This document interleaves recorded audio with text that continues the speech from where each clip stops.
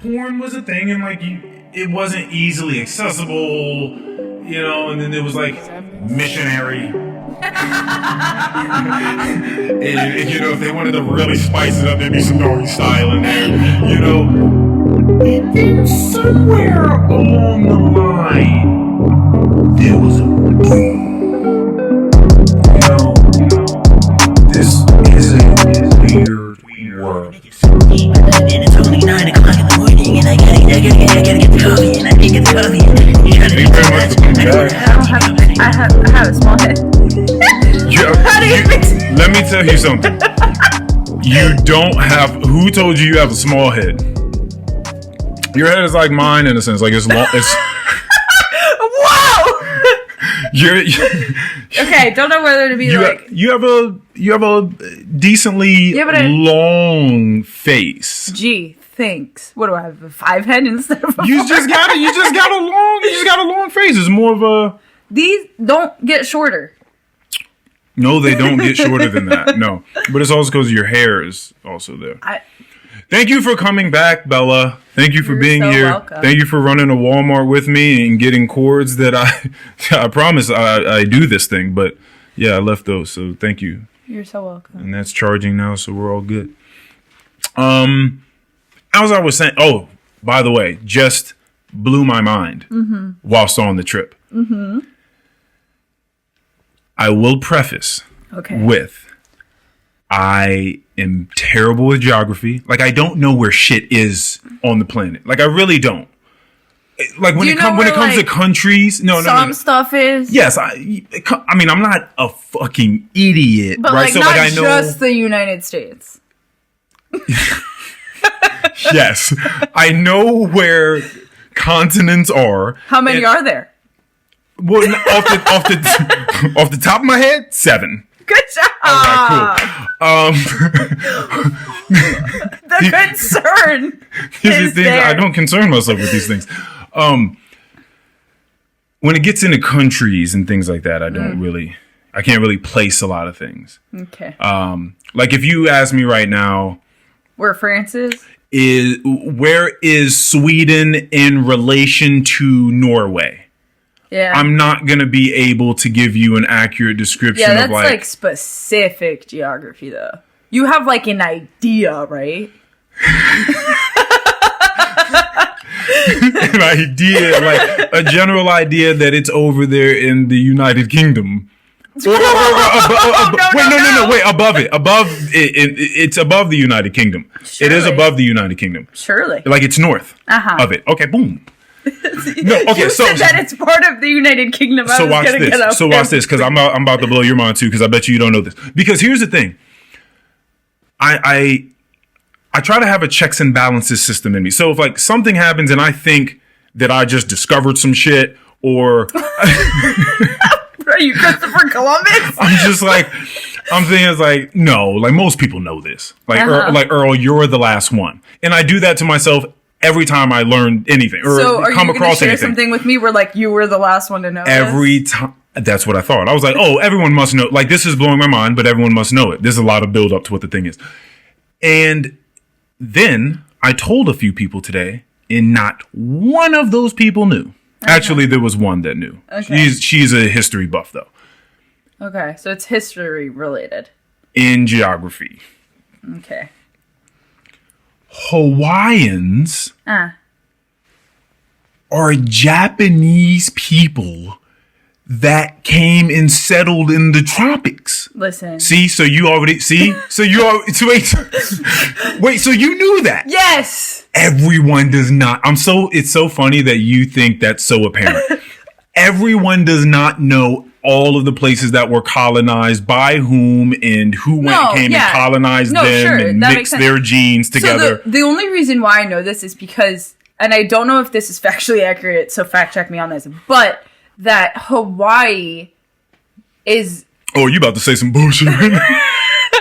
You're about to say something that is not true. I can see it on your face. I'm not sure. But that Hawaii, and it has something to, it's like Hawaii is closer to Japan than it is to the United States. Oh, okay. Okay. And like... all right, so just based off of that... So based off of that, that would make sense to me. Wait, but you just...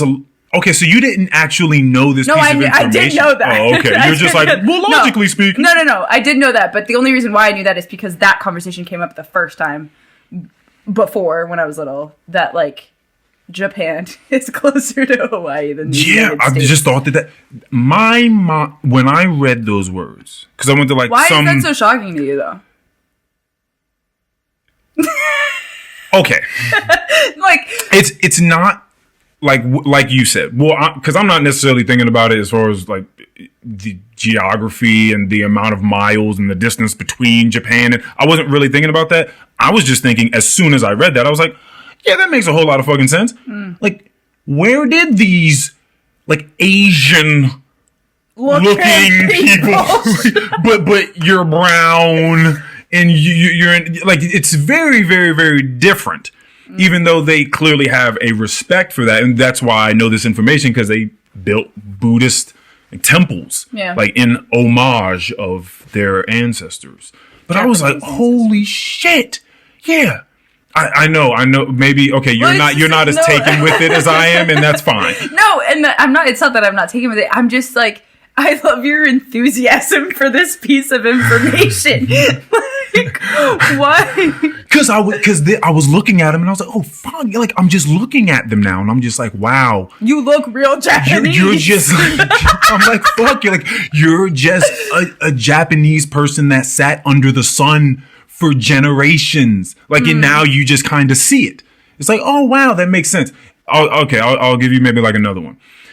You've traveled, so you're a bit more. See, your understanding of this, I'm going to look stupid again to you. No. No, I am. No. Which is, sometimes you'll see people, and, like, for instance, someone from here, and I'm certain this has happened to you millions of times since you've been here, would never know that you're fucking French. Yeah. Like, no, like, they're just going to be like, she's a white chick in a jumper, right? Like, that's just all that they're going to say. Yeah. And if they start hearing you speak, they're like, what the fuck?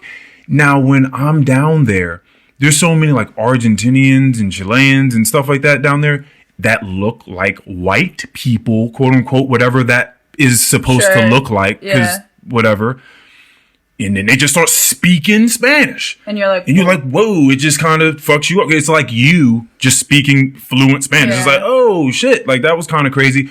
And I love that, because it throws people for a loop. It keeps people on their heels. It keeps people on their toes. It fucks with your equilibrium. And I like fucking jazzing people up. Yeah. I like, rattling people's cage and being like, everything isn't just like cookie cutter the way that you've grown up to see it. Yeah. There are mad people that look like this and they speak this, or, all that sort of shit. So because I grew up in Europe and because of the cultures that I was around there, like, somebody Spanish, like, from Spain, that you would be like, oh, whatever, they look French, whatever, blah, blah, and you're like, no, they're Spanish. Or, like, you would see them in the U.S. and you'd be like, I don't actually know, like, where you're from, but I could look at them and be like, oh, yeah, he's Italian. Like, he just looks and in the U.S. it's like, oh, Mexicans look a certain way, or Argentinians or Chileans or Canadians or, like, whatever. And it's like, so, like, people are very, very different, even though they might be white or like this or like this or like this. Like, they represent their culture very well because they look a certain way. I don't look French for shit, though. See, I would never. Like, the traditional French girl is very much like, typically, like, petite, dark hair, like, petite. Yeah. When I say petite, I mean, like, build. Yeah, like, yeah. You know what I mean? It's like, they look. I don't recognize a French person a mile away. Like, I would be walking around in New York City and be like, she's French. They'd walk by and I'd hear it immediately. Or, like, a French family, like, I can recognize it immediately. That's interesting. And same thing when I was in France. Like, I recognize Americans. Like, because this may be this may be too much of an ask for you to, like, be able to describe the nuance. Maybe you can't. Like, the things that you see. You can't, right? Because the thing is, it's not necessarily what you see, but it's like a mannerisms thing. It's like how they, but it's also the way that they dress. Mm-hmm. Like a Catholic French family will dress conservative, but still chic, but still, you know what I mean? Like, there's nuances to how people represent our country. So people would walk past me and be like, oh yeah, she's American, probably. And then be like, no, I'm French. And they're like, what? There's no way.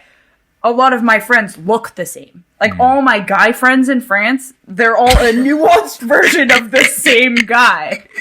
Like, they're dark. Fuck that, man. I couldn't just be in a group of me. Like, I don't want to be in a group of 3 or 4 other dudes that look just like me. I say that because, like, being in the U.S., I'm like, oh, okay, like, there's varying, like, everybody looks different. In France, it's like, they're pretty much all the same. Yeah, that is what's interesting when you go to other countries is it's just them. Like, America's a melting pot. When you go to other places, it's like, nah, motherfucker, here we're Indians. Yeah. Here we're Hawaiians. Yeah. Here we're this. Here we're that. Yeah, it's very interesting. We're French. Yeah. Here we're Italian, or we're like South Africans, or like, well, South Africa's a little bit different, but like overall, like in Ireland, they all look like pretty much the same, or in the United Kingdom, they all look pretty much the same. Like, I went to school with people who across the board all look the same, but I went to a super diverse school. I went to an international school. So like, I went, I think 168 different countries, like kids from different countries were at my school. Holy shit. Yeah, it was insane. You said 168 different countries? Like, that was the makeup of your school? Of my school, yeah. Wow. We had an international day. 168? That's a lot of countries. Like, I'm trying, like, where do they get these countries from? Well, Africa. Yeah, like, I was about to say, like, Africa got a lot of them. Like, couple Africans in that one. But no, I mean, you had, like... But even in Africa, it gets so crazy. Yeah. Like, because there are places in Africa where people don't call them Africans, right? Like, I used to date a Moroccan woman. Yeah, that's North Africa. People, like, no one's looking at Moroccans and being like, that's an African person. I don't even think that she would be like, I'm African. No. She's like, I'm Moroccan. Yeah. That's also a country that was colonized by the French, so they speak French there. Well, there are a lot of places in Africa that were colonized by the French and now speak French. Too. Yeah. My friends, my Congolese friends, they speak French. Les Congolais. Okay, yeah, for sure. And a lot of the North African countries, well, like even like Ghana, they speak French. Yeah. Like there's like past Morocco, Algeria, like even like more so. Central and Eastern. Africa. Yeah, they'll speak more French, or they'll know how to speak French. So as I told you, and I told you this for a very specific reason, because I wanted you to understand the vibe that I was going through when I found this piece, which was the musicians that I sent you. So they're called Thievery Corporation. And first of all, so I'm getting a massage down there, and hold on, because down there sounds crazy. In Hawaii. That sounded a little for people that don't know the backstory, just got back from Hawaii. For people who are not watching this. Another thing. Hawaii. Oh, you threw the... Either way, there's a apostrophe after the first I. I did not know that either. Hawaii. And also their fucking language, this is something I've known for a while, is going extinct. Like, they're not... It's not too surprising, though. Just because of how much travel. And you're so smart. Nothing surprises Bella. Listen, we're having a conversation. Yes. No. Okay, why isn't it surprising to you? Well, just because I feel like, especially recently, like a lot of people have immigrated to Hawaii. So whether that be from like the mainland or like other countries, I feel like they're kind of getting taken over a little bit. They are. Facts. So it's like, it's not... And you're going to be like, Bella knows everything. There's this country called New Caledonia, which is it's a French island, but it's over by Australia. And they also have their own language. Kind of like a Creole sense kind of thing. But like their language is also kind of going extinct. Like same thing. Oh, yeah. Because they're like derivative of a main, like they call like where Paris, like France, they call it the mainland. Right. As Hawaii calls the United States the mainland. So they have their own language, but because of the people traveling over there, it's kind of disappearing a little bit. So it's like it's kind of like that same aspect. And I'm assuming also their language, not just because it is a derivative, but also in that it is a derivative, it's not taught educationally. Like it's not, Well, this is something past. Pushing it out, or they're not teaching it as much, or it's an option to be taught. Like New Zealand, so Roger, who works with us, like they have, like New Zealanders have their language as well, which I can't remember off the top of my head what it is. But it's taught, and then they don't teach it anymore, like after a certain grade. So, or Maui, I think it is. So some people know how to speak it, but then I think there's going to come a point where like younger generations won't have to learn it at all. Oh, like cursive. Can you write cursive? No, it's one of those things. It's taught in school for us. I had to write in cursive all throughout my education. Yeah. So it's not just like it, but it's something like it. It's a lost art. Like it's becoming a lost art. Exactly. Like that's crazy to be able to just write in cursive and just people are like, what the fuck is that? Like why your letters look like that? You know what shakes me is people who don't know how to read cursive. What do you mean why it shakes you? Like, now, why does that surprise you? We're sitting here having a conversation about how things are dying out. And you're just... Because being an adult, you don't know how to read cursive? Like, grow the fuck up. Well, when I was at the airport the other day and I saw that little fucking light up sign that shows you exactly what date you have to be in order to be 21, right? Like at the bar, the thing that says you have to be on March 19 or whatever. 23. It's like 2003, 2002, something like that. And I was like, fuck. Yeah. It was 2003. We're in 2023. Right. So that would actually be 2022. Oh, you're right. I'm not good with math. With that, anyway, that would be. Oh, well, I forget that it's 21 too sometimes. Oh, don't pull that shit.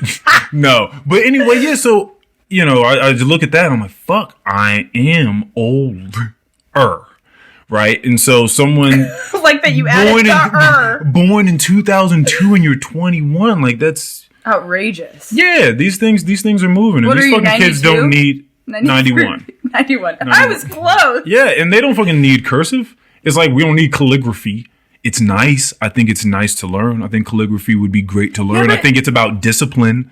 I think it's about doing something over and over and over again and trying to get it perfect. Little ace. Yeah, I think that's what it's about. But, fucking kids, cursive? What the fuck are you talking about? Give me my iPad. What the fuck are you talking about cursive? No. Put the iPad away. Grow up. It's not going to happen. Yeah, well, it's going to happen for me. It's not going to happen. Okay, anyway, let me get back to this thing.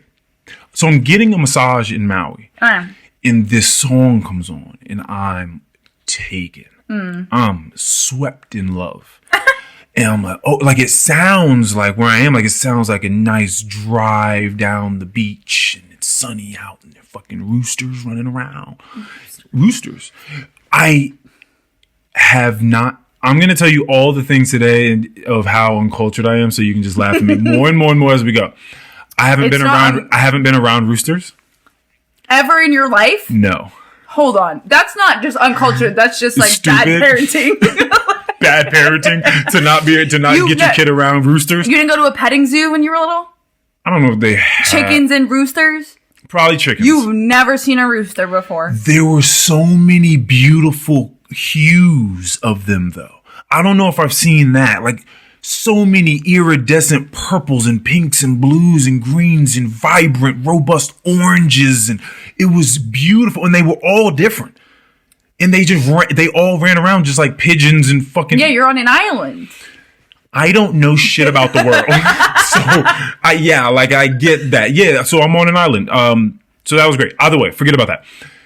I'm listening to this song, and I ask her, I'm like, do you know the name of this band or whatever that's playing right now? And she was like, yeah, I can go over there and look at it. I was like, could you please? She goes, and she was like, oh, you haven't heard of Thievery Corporation? I'm like, no, I haven't heard of Thievery Corporation. By the way, they're a very interesting alternative, maybe dance. No, I don't want to say dance, but just alternative maybe. I've seen a reggae sort of album from them. I've seen the one I sent to you, which is like I don't even know what to call it, but it's French and it's very soft melodic ballad style. But they have all sorts of different shit. They have like a yoga album. They got a bunch of different interesting stuff. I can't understand what the fuck they're saying. Well, by the way, one of those songs on the album is in complete Spanish. So they're just a very interesting group. Right. I can't understand what they're saying. But I was like, oh, fuck. I only know... Well, actually, I know a couple of people that speak French. But this one person that I'm about to see, right? I want to send it to Bella. Yeah. And see what she thinks about it. Because I don't know if my not knowing the language makes the music better for me. Because if I knew the language, I'd be like, oh, these fucking lyrics are stupid. Oh, I hate this. Yeah, but also when you listen, okay, so, because I get that question a lot. Or I'll have people be like, oh, can you translate this? Like, maybe I'll like it more if I know what they're saying. And I'm like, you know there's stupid English songs, too, that we still listen to, right? But I don't listen to like ballad like the way that it sounds is décollage. I don't know what that what does that mean? Décollage. Take off. Take off. See what I'm saying? Take off. See what I'm saying? The first song of the album is called Take Off, and you feel like you're somewhere beautiful. There's such a way of putting that through a microphone. It just screams bliss. You have to be somewhere where it's nice and warm out, and you can have the wind in your face and the sun in the sky, and you're feeling good. And you maybe you're with someone you love. That would make it much better too. And you're listening to this fucking song. It sounds amazing. Now, I don't listen to ballads, like melodic music. If it's what like, do you listen to? Somewhat. I mean, I'm listening to this fucking Thievery Corporation right now, right? Like, usually a lot of classical music. Okay. A lot of like alternative classical crossover, like all these little interesting little. Do you look like when you listen to music? Do you look for something that like needs to speak to you, or are you just somebody who like will play anything, and it's kind of just like. I don't want to play anything. Okay. I don't want to play anything. I didn't think you were because I feel like there's a bunch of shit I just can't. Like I'm not like that sort of stuff. I can't really get into. No, that I get, but I'm saying like if like you put any like I use Spotify, so I'll pick a playlist and just shuffle it, and like some stuff I'm like, yeah, I love this. But I'm kind of mindless when I listen to music sometimes. Like, I don't really pay attention to what I'm listening to. Are you somebody who, like... I don't do that. I figured. Yeah. I don't... someone was asking me this at a book club that I went to recently, too. A book club? That's somewhere you will never find me. I did. I went to a book club. It was for the book Circe. I don't know if you know Circe from Greek mythology. She was Helios's daughter, who was like Helios was like the sun god. He was kind of like I think a brother to Zeus or something like that. And Circe got kicked out of Mount Olympus. I don't even think it's Mount Olympus. It was a place that wasn't even Mount Olympus because these were the Titans. Like Helios and all them were like Titans, so they weren't even. Because you know, like the gods and the Titans like fought, and then the Titans got put down somewhere else, like on another island somewhere, and then all the great gods got to live up in Mount Olympus, just in the clouds. None of this. I don't remember like my 6th grade history class. Either way, Circe went through a lot of shit in life, and she started turning men into pigs with her witchcraft. That's rude. Well, it doesn't seem like that once you get past the rape scene. Well, you're just like, yeah, you go ahead and get him. Get him. Yeah. Him or them? Well, first it's him, and then it's all of them. She's so crazy. But it's that was an interesting story. By the way, I go to this book club that I'm invited to, and I didn't know. That you talked about the book. I was being brought into a feminist book club. Oh, fun for you! But I was invited because you're a feminist. Of course. Are you kidding me? You are a feminist. You know how you can walk down the street and just see a French person, see an Italian person? I'm a feminist. Yeah, exactly. So that was. I forgot where I was going with all this, but that was a very interesting. What did you have to say? Well, I let them do a lot of the talking.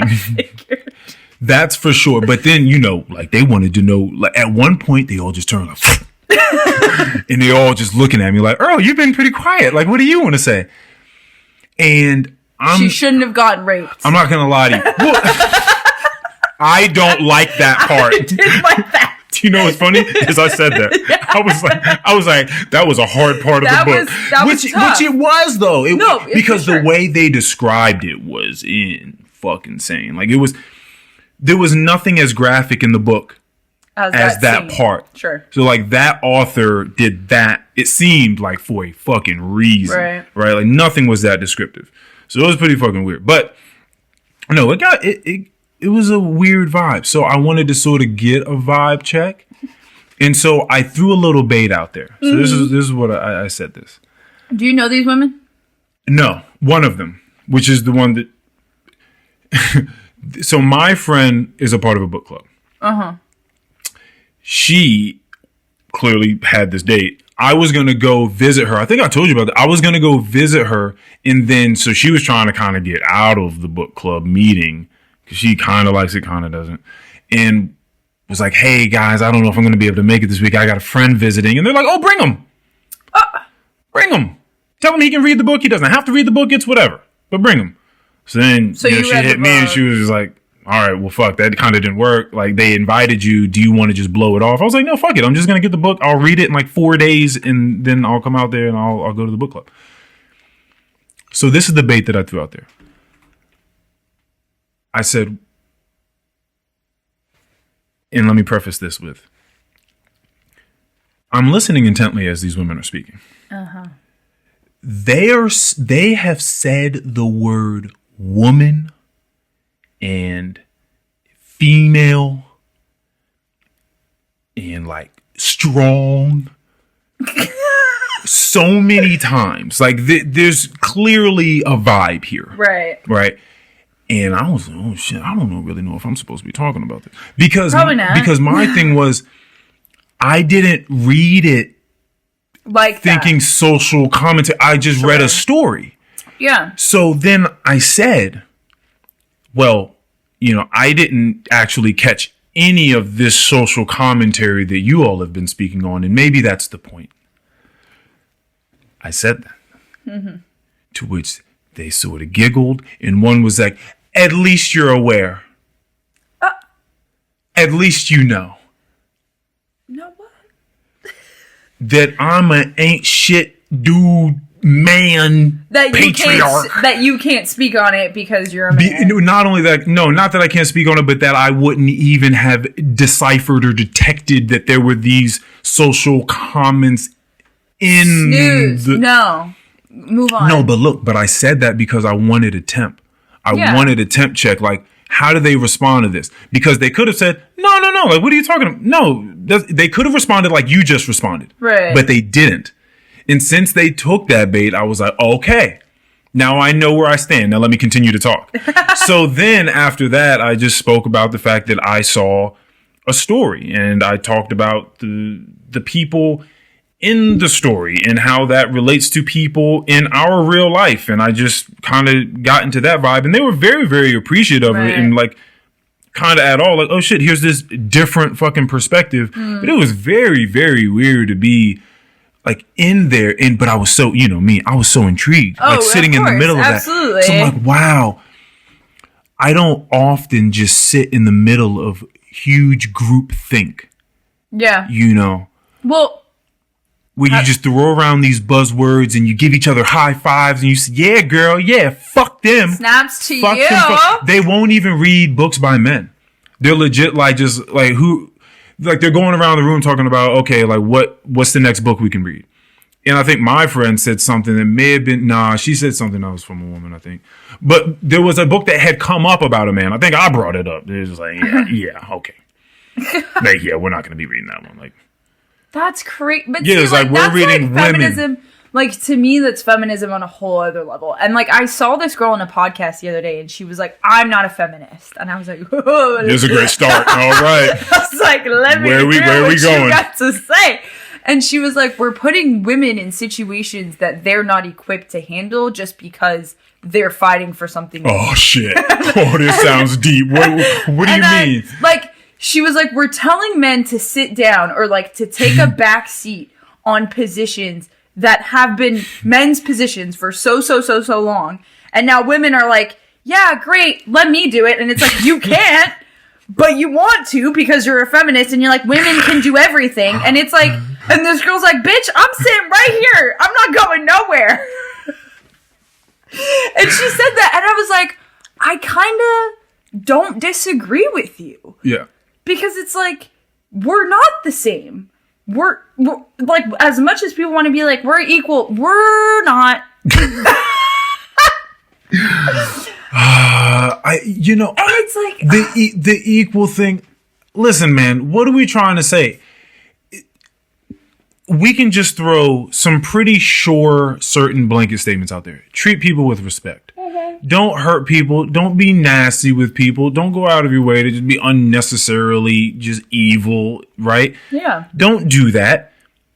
Don't get in people's way. Don't sabotage them. Give people opportunities. Allow them to explore the opportunities. Yeah. Do not force them into opportunities. Don't put me in a boat I didn't ask to be in. Right. So we can say all these things. And so the whole equal thing, I don't know how you want to have that conversation, like how you want to dice that up. Yeah. But this is the way that I look at it. Let's just break it down. I think this is one of those things that on a micro scale can scale out to the macro. Yeah, I don't know if it always works out this way, but I think this one does. If you just in a relationship with someone, y'all have to be honest about who's good at what. Yeah. Right? And sometimes you need to just let go of the wheel and let the other person take the reins because they are the better candidate for said thing. Yep. And that's just it. So it's not so much of like, are we equal? Like, sure, we can be equal, but like right now. That.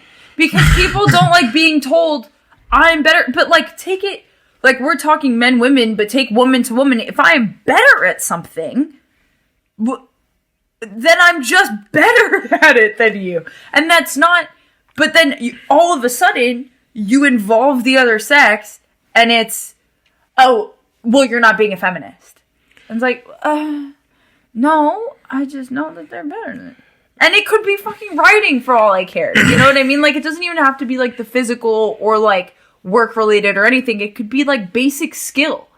Like, basic things. I'm a very good cook. You might not be a very good cook. So what? It could be the opposite. So what? It is the way that it is. But all of a sudden, it's like, well, you're not a feminist because you don't think that I can do this. And it's like, it's not where I was going with that.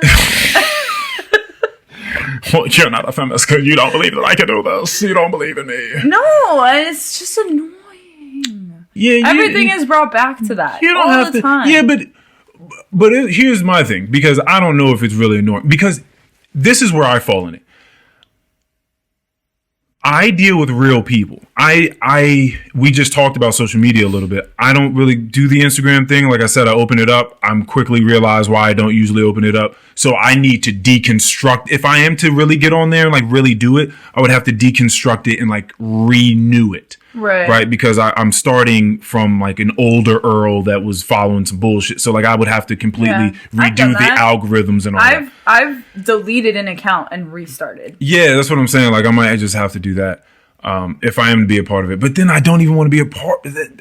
It's just, there's only but so much time in the day. And you can just realize your phone can let you know how much time you've spent doing what. And I just know that I would like to spend more time out here than in there. I just know that. And so it just falls lower on my list of priorities and things to do. So what was I saying? Social media. Oh, right. So I deal with real human beings. So I'm not in Twitter battles. I don't see Twitter battles, Twitter wars. I don't see any of that shit online. I really don't.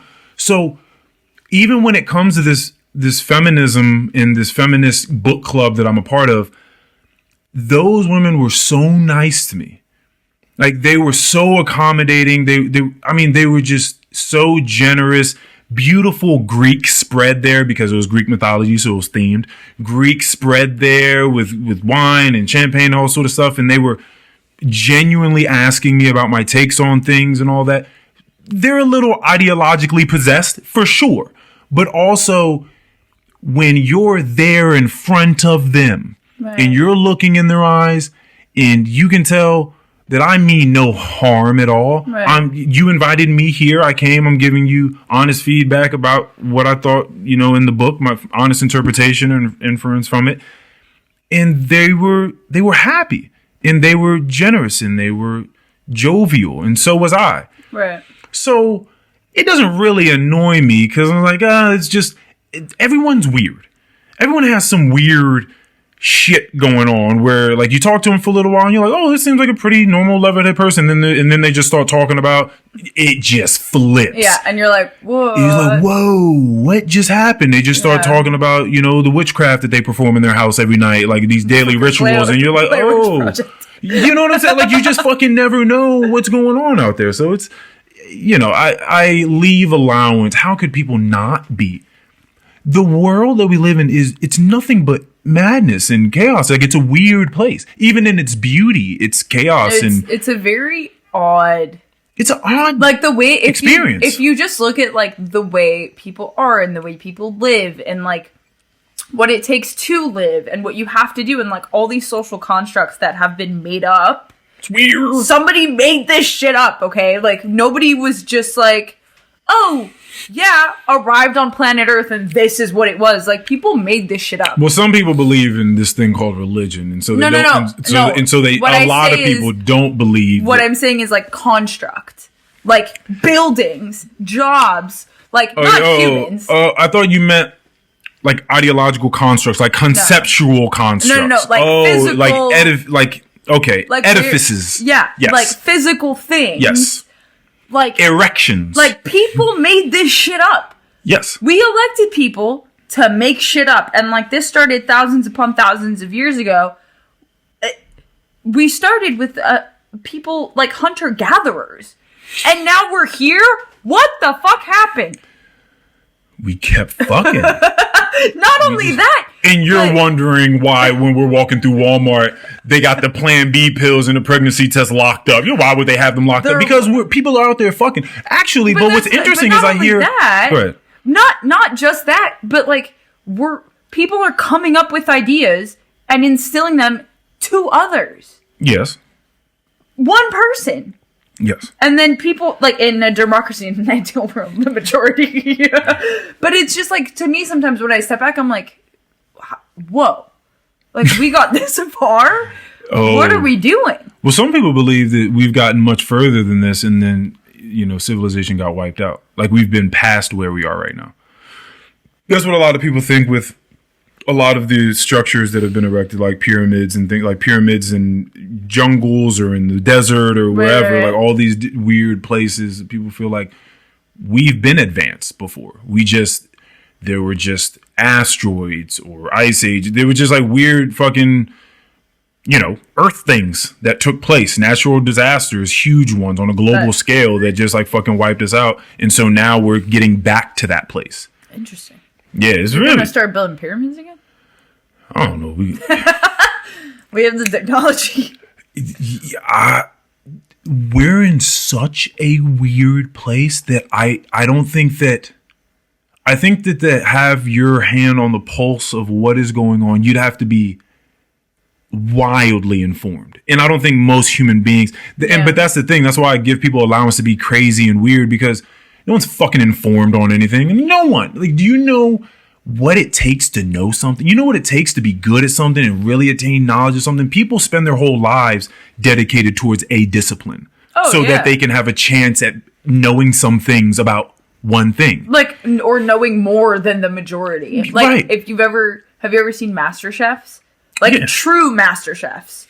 Like, who have to go through years of school, years of experience, like, to be called a master chef, a master at their craft. Yeah, master anything. Sommeliers. Yeah, it's out, but outrageous. Where you taste a glass of wine and you can tell me what part of the planet it came from, what country, what the climate was like, what the wind, what the soil grade is like. Are you fucking kidding me? And that's why when I ask you, can you tell me what you see in the French people walking down the street? Yeah. I completely expect you to tell me, no, I can't, Earl. It's something I see. It's a power I have. I can detect it, but I can't explain all the things. In a way, yes, that is true, because there could be a fucking Spanish guy walking down the street. It would be a lot harder for me to decipher that guy and figure out where he's from than French people. Probably 9 times out of 10, I know that they're French. You have much more of a discipline in French. But I was around it. I lived it. That's what I'm saying. Yeah, that's what I'm saying. I'm a master Frenchman. I mean, sure. But it is remarkable the sight that people gain, because you'll have no idea. Like, it's so beautiful, and that's why I'm attracted to people. Because I've never met anyone that likes to talk to people the way that I do. I've never met people that like to just like have long form conversation with people the way that I do. You are somebody who you don't talk. Okay. You express.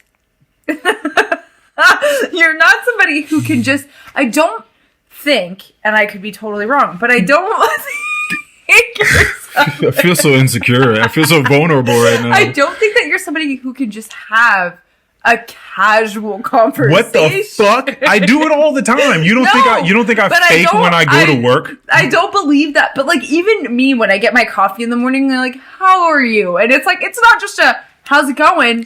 It's, how are you? And I'm like, Earl's gonna make me cry before 10 a.m. I don't. Yeah. I'm gonna make you cry before. Earl's gonna get me in touch with my feelings before 10 a.m. Well, okay. So this is where I was going. This is where I brought up the whole Cersei thing.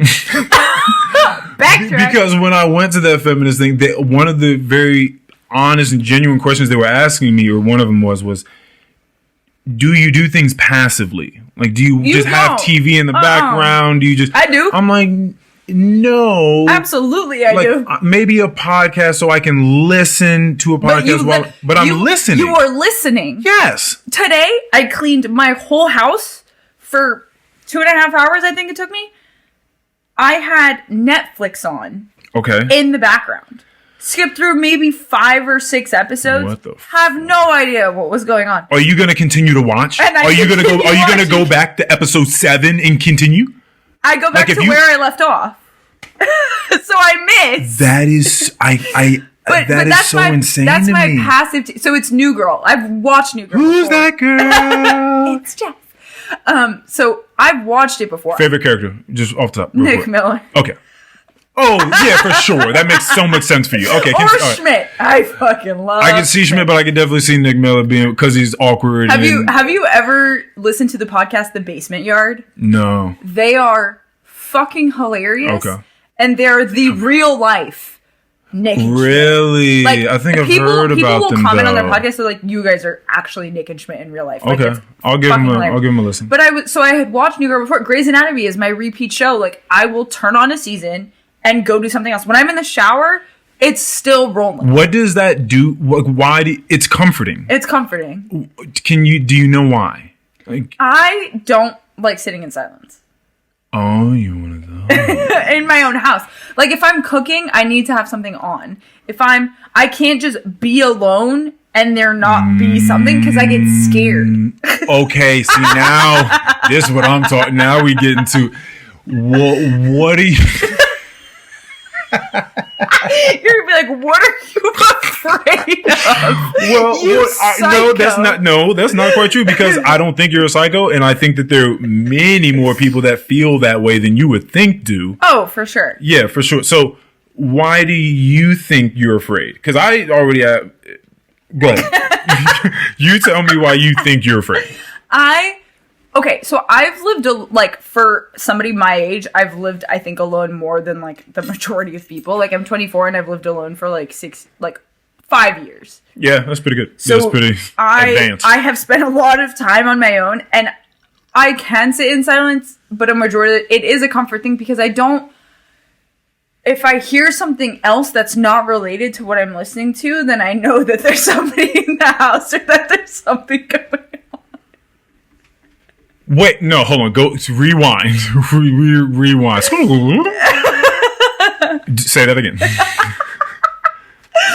So even though I'm not paying attention to necessarily what's on the screen, I am listening for the most part. Okay. Or I'm doing an activity and I am listening and I'm like, oh, I'll catch this and I'll be like, wait, what's going on? But if there's other things going on in the house, it kind of gets me to pay attention because I'm like, something's going on.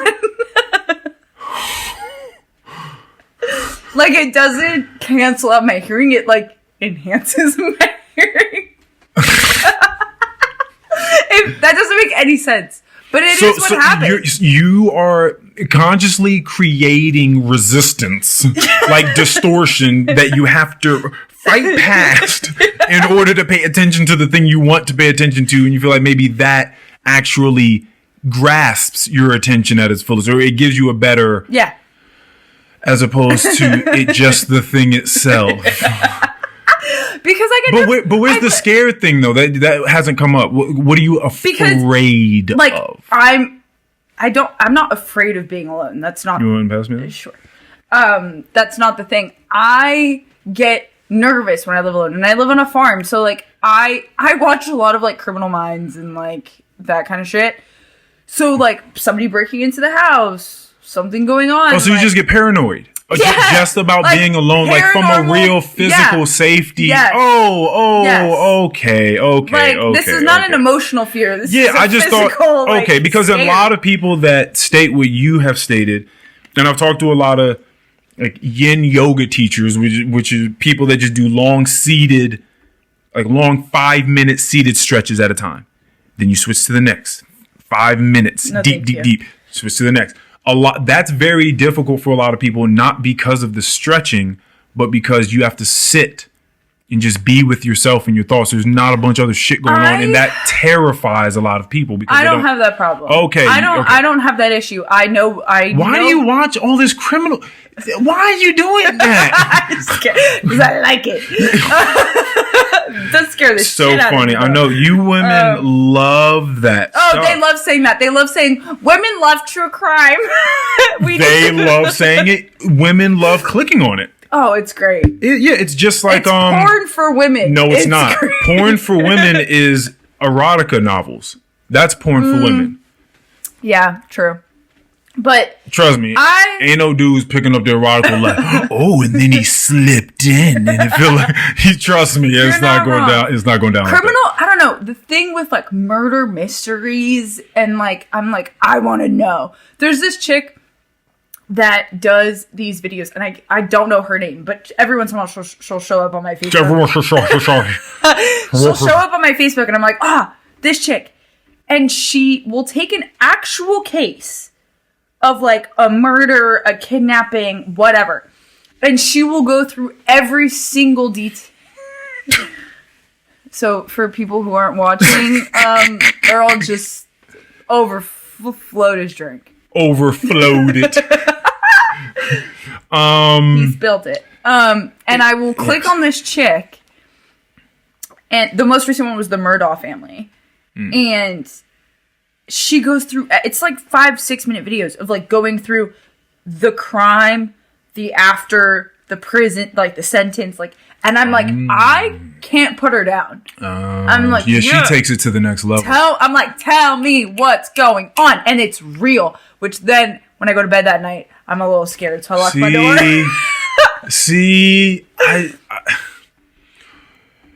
And it's just strictly entertainment. You're not trying to learn about. No. But I guarantee you, I could never get caught. Shut the fuck up, man, Bella. Don't do that. Don't do that. You're getting caught. I would never get caught. I've watched enough where I would not get caught. You're totally getting caught. No. In 2023, you're getting caught. Promise you I'm not. And I'll tell you what, if you want to commit a crime, you better do it today. Because every day that passes is going to get harder and harder to get away with shit. And most criminals are not masterminds. No, they're not, which is even more hilarious. Yeah, like people are criminals. I mean, because they're just usually regular ass people that are put in a dire situation where they need and other people have. That's most of crime. Yeah, but I mean, murdering your girlfriend for no fucking reason isn't necessarily, Was it for no reason? No. She was a bitch to me today. So I'm just saying. No, you should definitely kill her off. You should definitely never do that. Did you ever watch Dahmer on Netflix? No, I couldn't watch it. I started the first episode and I was like, I had to turn it off. It's gonna freak me out. Yeah, I get it. I tried to read a book from the guy that there's a show on Netflix called Mindhunter. Love that show. And there's a CIA agent, I believe, or it was an FBI guy, I believe, and I'm forgetting his name off the top of my head. It's like something Olshaker. That may have actually been the journalist that rolled with the other guy. But either way, he went around and he just caught people. And I was listening to or reading his book, and he was talking about arsonists and, thieves and murderers and all these different people that he caught. And it's a very interesting world. A lot of the times is like very sexually charged. Yeah. Like even arson, just setting stuff on fire. A lot of arsonists will go off in the distance, find a great vantage point to watch all the ruckus happen, the fire trucks, and then they'll masturbate. Yeah. Yeah. And so a lot of like the NCIS, CSI, like the one that I watch the most is Criminal Minds, which is bad because it's the one that freaks me out the most because it is to an extent like it feels very real as opposed to like the CSI or the NCIS. Like it just like Criminal Minds just feels very real sometimes. And very often, because they're profilers, they have to figure out, like, what kind of person are we looking for? Right. And then they start looking for that person, right? So they'll be like, oh, he, was probably beaten as a child, or, like, was the son of a single mother, and... You're looking for a modus operandi. Or, like, his mother was a prostitute and didn't treat him very well. Like...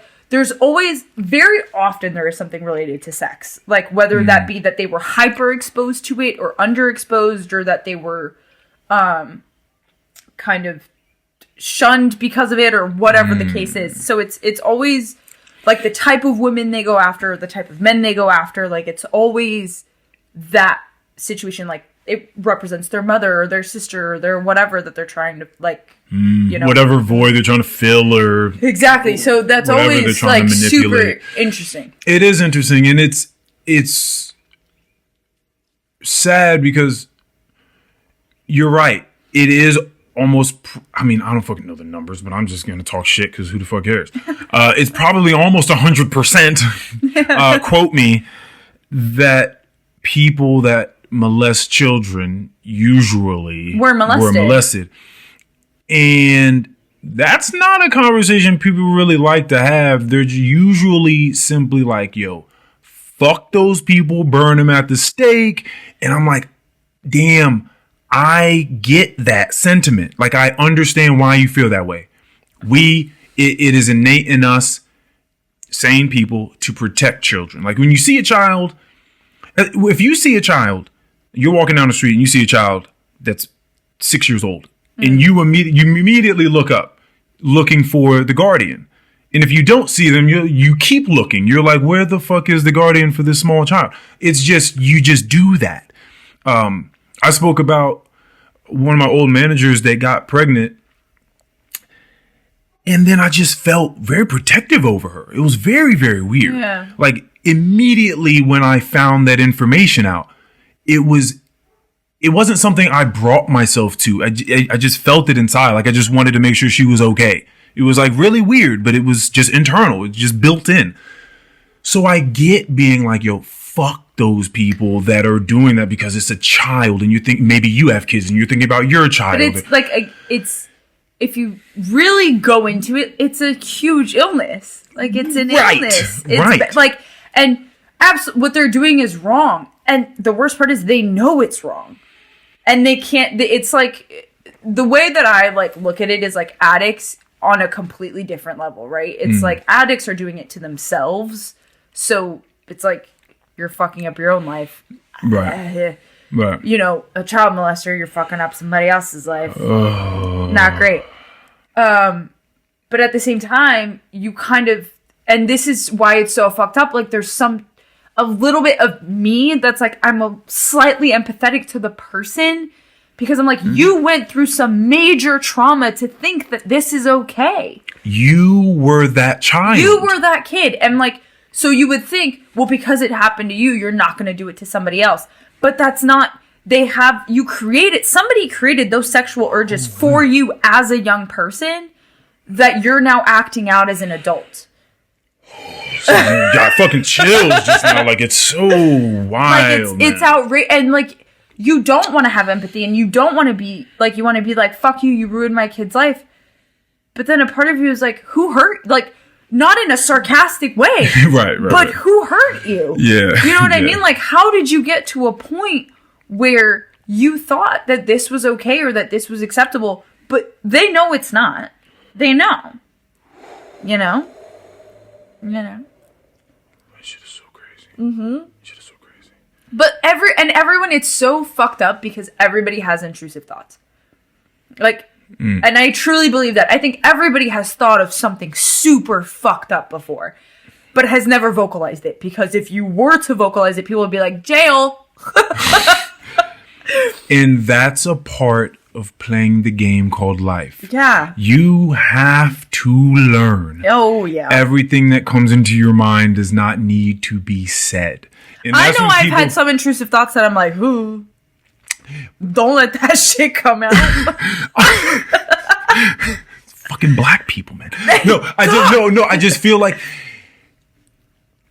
the issue is, and maybe because I talk about fucking Elon Musk's and Neuralink and all this sort of shit a lot, like maybe if there comes a point in time, if you want to talk about technology and where we may end up, if I can read your thoughts and you can read mine, or we share that, we allow that access, it's either I talked about this on the last episode. I said that if you had the technology where I could not just tell you how I feel about something, but I could make you feel, I could show it to you. I could make you feel it, and you could be like, oh, that's what you feel like. Wow. Did you ever see, what's that show? Black Mirror. Yes. So there's an episode in Black Mirror where their eyes, it's like they have lenses and they can record their entire day. Yes. I remember. From their perspective. Mm-hmm. And then, like, so she gets cheated on or whatever, and she's like, show me, blah, blah, and, like, she sees the whole thing, and you're like, whoa, that's fucked up. Like, that thing. Right, so the thing is, would that push us to be more honest, or would that push us to be more accepting? Because, yeah, I'm going to read into your thoughts and be like, whoa, that was some fucked up shit that just crossed paths, but we would have, I think, a better understanding at that point that the thoughts that swim through our mind are not us.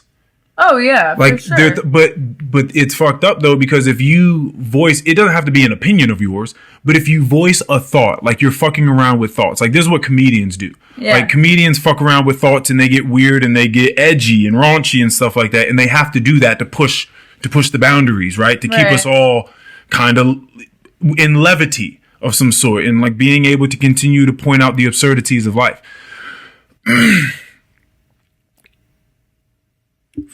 That is essential in life.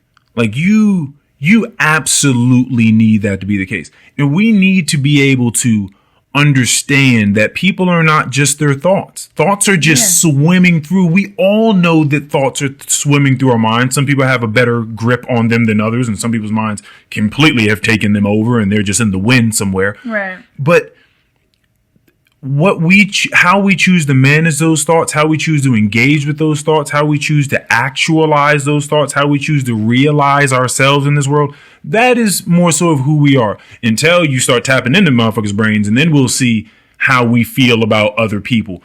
But that would be very, very interesting. You're right. We do have very wild thoughts. We have intrusive thoughts especially all the time. Especially if you're on like the real creative side of the spectrum. Like you're a creative person that comes up with ideas, poetry, movies, but like film. even think about the people that you meet that are like so like cookie cutter corporate but like the people that you think have no creative at all, like imagine their intrusive thoughts. You know what I mean? Like what does that look like for them? Because creative people, you can pick, like I'm sure we could picture so many things that they could be thinking about. Their brains must be nonstop. But people that concern me are like the stale, creepy, like the saltine cracker people. You can't be stale and creepy at the same time. Yeah, it's like the intrusive thoughts that hate your brain must be wild. Because on the outside, you show us a very vanilla, whatever, like day to day. It's like those, like the shows or like the horror movies of like the perfect American family, and then the dad's like a murderer, but he's like cookie cutter, like perfect, like khakis suburban kicked dad. up in his ass, all of that. Yeah, for sure. Like perfect suburban dad, but he like has a sex addiction and like has murdered half the neighborhood, and you have no idea. Like you're like, those people are the people that concern me, not the creative people. You know, creative people can be weird too. Creative people can get weird because they can find creative ways of being weird and creepy, and they can get even creatively like methodical about. Well, I'm not saying they can't be creepy, but I'm saying like it's expected in a way of like, yeah, you definitely have shit rolling on in there for sure. Yeah, the dad across the street got me feeling some type of way. Yeah, for sure. A little nervous. Yeah, because right. Because you're saying like all the extra shit is going on just like behind the scenes. Like there is no... Like you are not portraying... Like the outer you is very blah. Yeah. So I'm thinking the inner you's flipping shit. Yeah,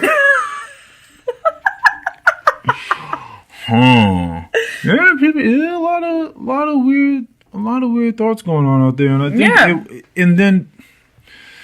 You know, it is weird because when I was growing up, I'm definitely an old nigga now. When you start saying stuff like when I was growing up, back in my day,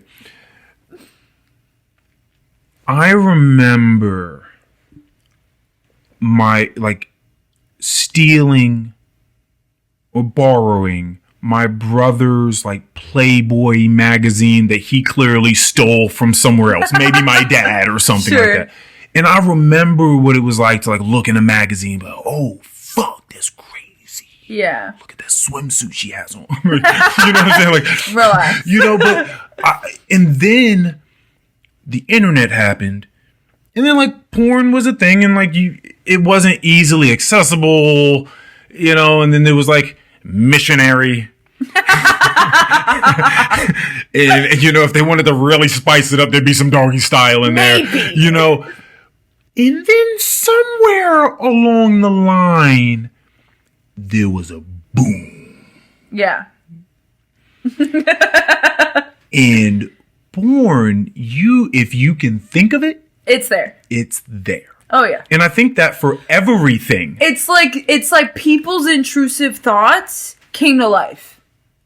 It's people creating. It's like, but it's creating with no borders. It's like, like 2 Girls, 1 Cup, when that shit came out, everyone was like, what the fuck? Those are 2 chicks who had an intrusive thought and were like, okay, let's fucking do it. Yeah, they were like eating shit and stuff and like spitting it in each other's mouths and all that. It's awful. Yeah, but what's funny is, but with no borders, you say. But the thing is that those people... There's something else they're gonna look at and be like, "Ew, that's gross. I won't do that." Oh yeah, that's what. So there's always like these weird like little. For us, it's like, "Oh, what are you doing?" But then they could look at something we do and they're like, "Ew, why?" And you're like, "What?" Yeah, excuse me, for sure. And listen, we're really gonna have this conversation. taking all the wild porn and all the different little sections of it and divisions of it and linking that with what is acceptable in different places.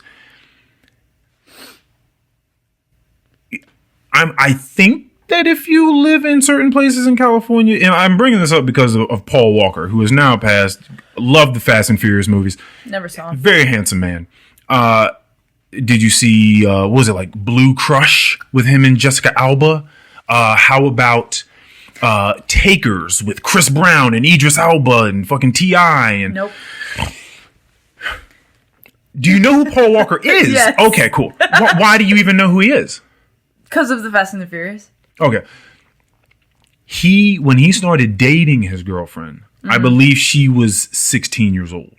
Uh-oh. And he was, well, not uh-oh. Because he was an adult. We knew him at this point in time. Like the world knew of Paul Walker. Yeah. And he started dating a 16-year-old girl. That is legal. So when it comes down to state legislation and someone says this is okay here. Yeah. What do you say? You're just like, nah, no, it's not. They're like, no, it is. It like, is. So why is your rule okay and mine's not? Yeah. Like what are we going off of? Have you ever seen they're not talk shows, they're game shows in Japan? Wasn't that what motherfucking Squid Game was about? No, that's Korea. Other Asian. Yeah. Fuck. Mikey, edit that out. No, I thought you were better I'm just than playing. this. No, I'm actually not. But then again, I also didn't watch it. I didn't watch it either, but Korea, as far as I can recall. But Japan, so in Japan, they have these game shows with some of the players are in full nude. Okay. Completely naked. And everything is revolved. So everything in Japan when it comes to it is hypersexualized because in Japanese culture, I think you can only have sex like twice a year. Like there's some law or some rule about it, and I can't remember what it is, but it's something like they're super, super sexually restricted. So everything else, like their game shows, bars, blah, blah, is super hypersexualized. Oh. Are you at all into anime or ever seen anime? I know what it is. Do you know how many countless anime they got women huge tits. Just the littlest piece of linen tying them together. So all of that. They're always glossy. Always. Tiny waist, huge ass, just massive tits, long hair. There's constantly like saliva coming out of their mouth. Like their eyes are glowing all the time. It's so hypersexualized. Because in Japan, I don't remember if this was a rule or a law. I'm pretty sure Japan, you can get like the death penalty for fucking nothing. It's kind of outrageous. Or for fucking. But yeah, only like once or twice a year they can have sex. So everything I'm gonna have to look this up. Like glory holes. That's a huge. That's a big thing. Yeah. Okay. Yeah. All right. It's like pretty insane. But if you just look like sometimes on Facebook, I'll be scrolling and they'll show like a Japanese like game show, and the dude is naked with like a towel or like barely any underwear, and like they have to do something crazy or whatever. That's what I love about this planet. And you're like, what the like if we took a regular game show in Japan that showed nudity and brought it to the US, people would be outraged. They'd be like, children watch television here. Like, they would lose their shit. Yeah, that's because we have it, this wasn't like, it didn't present itself as a problem, but the guys and I were having a conversation on the podcast and we were talking about seasoning cast iron skillets, right? Excuse me? Seasoning cast iron skillets before you put a nice piece of meat on it. Don't you like so you put meat? Like olive. You can do that as well, but you want to season the cast iron skillet. Like you want to heat it. You want to put like a nice rich olive oil on it, maybe some rosemary, some garlic or something like that. You want to season the pan itself and heat the pan. It's a cast iron skillet's a whole different thing. I love cast iron skillets. But I do that in all my skillets, though. Oh, you different. But the point, the reason I bring this up though is because we here in America, and maybe other places haven't been there, but we definitely here in America have been lifted from, and by the way, this is also a thin veil because shit can be taken away from you immediately. But we feel as though we have been lifted from the animals, lifted from the, the deception and despair that just Earth brings down so you think on there's you. A superiority in the United States. Well, there's most certainly a superiority complex in the United States, but it's from a false sense of security. We're the best country in the world. Where have you been? It's just a false sense of security. Where have you gone? Kentucky? Relax. Kentucky wasn't bad. Kentucky's a very happy state, and Bowling Green, Kentucky is a beautiful, wonderful place with wonderful people in it. So fuck you if you don't like it. No. It's awesome. And home of the largest cavern system in the entire world, Mammoth Cave. Shout out to y'all. Y'all are awesome. I went there. It was really, really cool. I saw pictures. Oh, okay. The fuck was I talking about? The superiority complex in the superiority of United States. Oh, right. Like our problems, like the things that we talk about, we have so much time to just banter and just talk about random shit and to think. Like we have the time to think. This was another thing I talked about at the Cersei book club was, the problems of the gods were so funny. Like they had problems. Like they had stuff like they'd be like, But it's like if you take the problems of like privileged versus non-privileged, like. Well, that's what I'm saying. We're just like, no, you can't have that on a game show because we have to do that. Like we're constantly in outrage at this point because we've gotten so bored. People are so fucking bored. Dude, we work at a 5-star luxury property. I had somebody who was outraged by the price of valet, yet they're paying $1,500 a night to be there. Hey, man. I was like... It's not always going to add up and make sense. I was like, are you fucking joking right now? Walked into the door, pissed off. I was like, you're on a 7-day vacation at a luxury property in a fucking suite. And you walked in here pissed? That's so insane. Get the fuck out of here.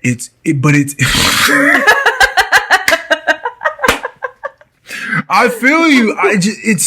It's just so crazy. Just coming from Hawaii, there was nothing but moments of appreciation in every single But I'm sure, moment. but see, so this is the moment of their arrival. So when I went to Costa Rica, got to Costa Rica, the whole time I was like, oh my God.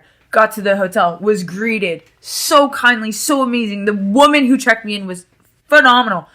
Everybody, I learned everyone's name. I was like I was so happy to be on vacation. So happy that I could afford something like this. Mm-hmm. So happy to be where I was. That, to me, people who come to a resort with just sourpuss bitch face, I don't have time for you. But you know what, though? Because my thing is, you're right. There's a lot of energy you're not going to get from me now that you've taken that stance, right? Like being an asshole towards me. And just like the fucking R. Kellys of the world that out there touching them little girls and all that sort of shit that we were just having some sliver of empathy for. I'm just looking at these people. I don't have any empathy for R. Kelly, first and foremost. Thank you very much. Wait a minute, but you just said you did. No, for him. Not for him.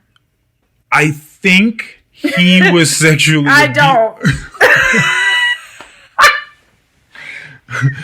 Moving along. I just understand that those people are coming from a completely different mindset than I am. Like, they don't see what it... Like, you wouldn't be upset at a blind person for walking into a wall or for knocking a sign over. Me? Like, if he walked in... A blind person walks into you, you're like, so you gonna turn around and be like, you blind bitch? No. Get your blind fucking ass out. No. Where's your walking stick? Where's your walking dog? Being upset. You know, people at drive-thrus... I saw this fucking video. People at drive-thrus get mad at people who are deaf because they're trying to tell them their order, and they're like, speak up. Okay, and what I'm saying is and they get that, mad. and what I'm saying is, if they, by the time they get to know that that person is deaf, if they're still upset afterwards, they were. That's what I'm saying. So they're stupid. And what I'm also saying to you is that you also don't want to be stupid, Bella, for just being upset with people that are blind. That is a true way of looking at it. That's a real perspective. My real perspective, and I know it sounds hyperbolic, but my real perspective is that people are actually sleepwalking. I truly, actually believe that people are sleepwalking. Now, there's levels to this, and it's gonna be like, no, people are awake. Like people are. You think they're just moving through life? I what think you mean by that? Yes, I think that they are not awake to the actual world that they are inhabiting and what is really going on, the chance that they've been given being here. Like, I don't think they appreciate the strangeness of it, the weirdness, the beauty of what the fuck. Like, this is weird. Us living is fucking weird. That's what I was saying. Period. It's just weird. We're all here. across the board. Odd. Existence in life is weird. Across the board, no ifs, ands, buts about it. I agree. But then there are just a bunch of people, that like they don't see any of that. They are completely my man. But it's completely blind to all of those things. To me, that is synonymous with just sleepwalking. Okay. Well, I'll tell you what. You have all these people coming into these resorts, and they're angry. Well, what I didn't get, so I had helped this person. I'm thinking about a person in particular, but like I had helped them, and they had their whole stay. They had spa, equestrian, archery, like all this stuff set up for them. The only thing they had was something to look forward to. That was it. And apparently, they walked in just pissed off for the valet charge being $32. Then go self-park for free in the same lot. Like, they kept getting upset over something that they could control and that they could, like, manage. What I'm saying is but they're, okay, this is a better way of maybe putting it.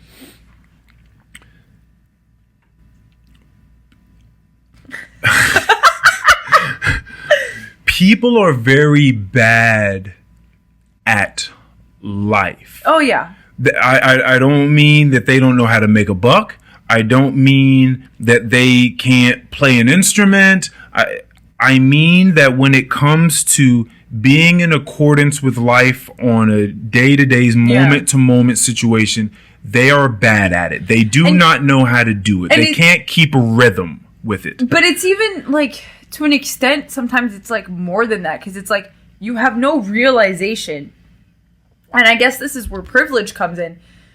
But you have no idea the chance you have, the opportunity you have, where you are, what you're doing, how you're doing it, what's available to you. And it's because the monetary value takes over. So if they don't feel like their experience matches the monetary value, then they're pissed. Right. But they set the expectation for the monetary value. The guest sets the expectation, not us. Right. So if it doesn't match, they're automatically pissed off. It's just completely subjective. Yeah, like $1,500 should look like this. Yes. It should feel like this. And it's like, but we never promised XYZ. But that's the name of the game, and that's what's so interesting is that it is subjective. So, like, you're just trying to constantly do this dance with them. Like, what is it that you think you're entitled to? So here? The people who come in who spend $1,500 a night, $200 for dinner, $400 at the spa, whatever, you're like, who are so ecstatic and so happy, and it's like, you spent a shit ton of money. In my eyes, you've spent a shit ton of money. Who are like so happy, overjoyed, blah, blah. And then you have the people who come in who spend $300 and who expect the world. And you're like, did you forget where you were? Some people don't know. And I'm like, you came here knowing our price line and you're still mad that you have to pay it because you didn't get the experience that you think you should have gotten. Bottom line, no offense, you can't afford to be here. That's a fact. Yeah, and that's not my fault. Yeah, just the fact that you're even having these conversations and these thoughts, like, you're not supposed to be here. Like, it's one of those places. You spent $400 on a room that on high season goes for $1,200. You aren't supposed to be here.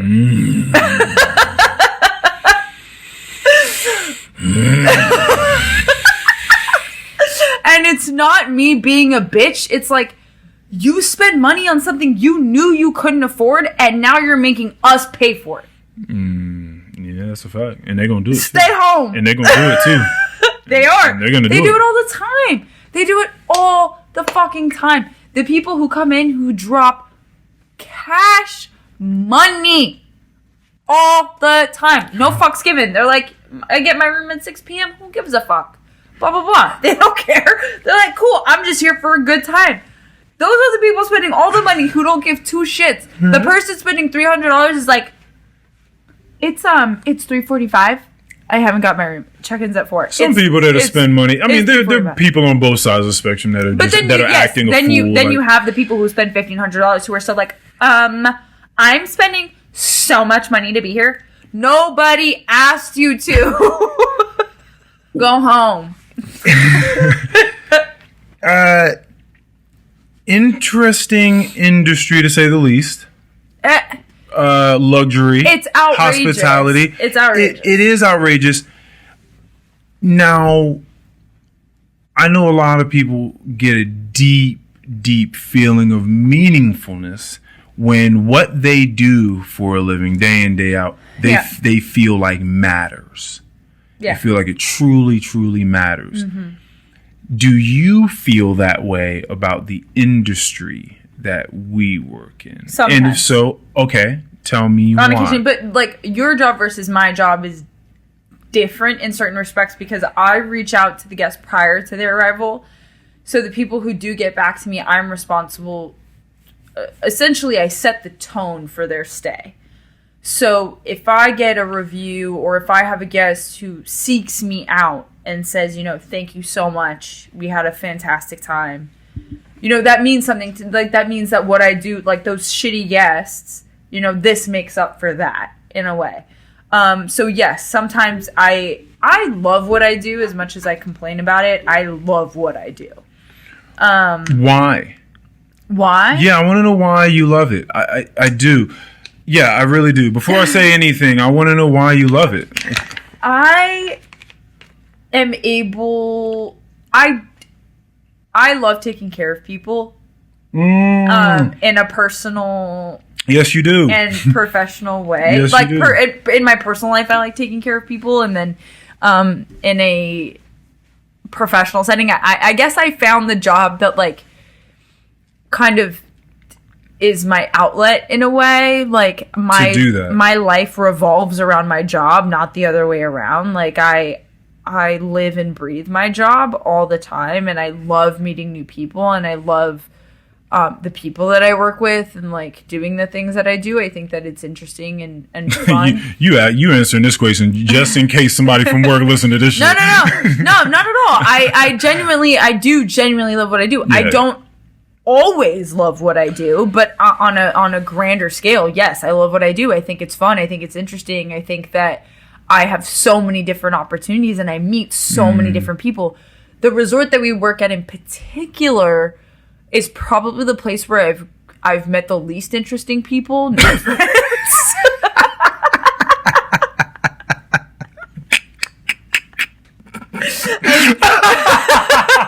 And when I say that?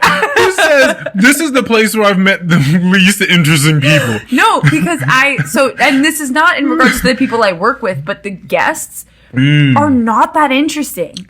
Or like some of them are, but like when I worked in Miami at the Fountain Blue, like I met some wild characters. Like when I worked out in the Hamptons, like the Richie Rich. Bella. Like, you are in... you're talking about Miami?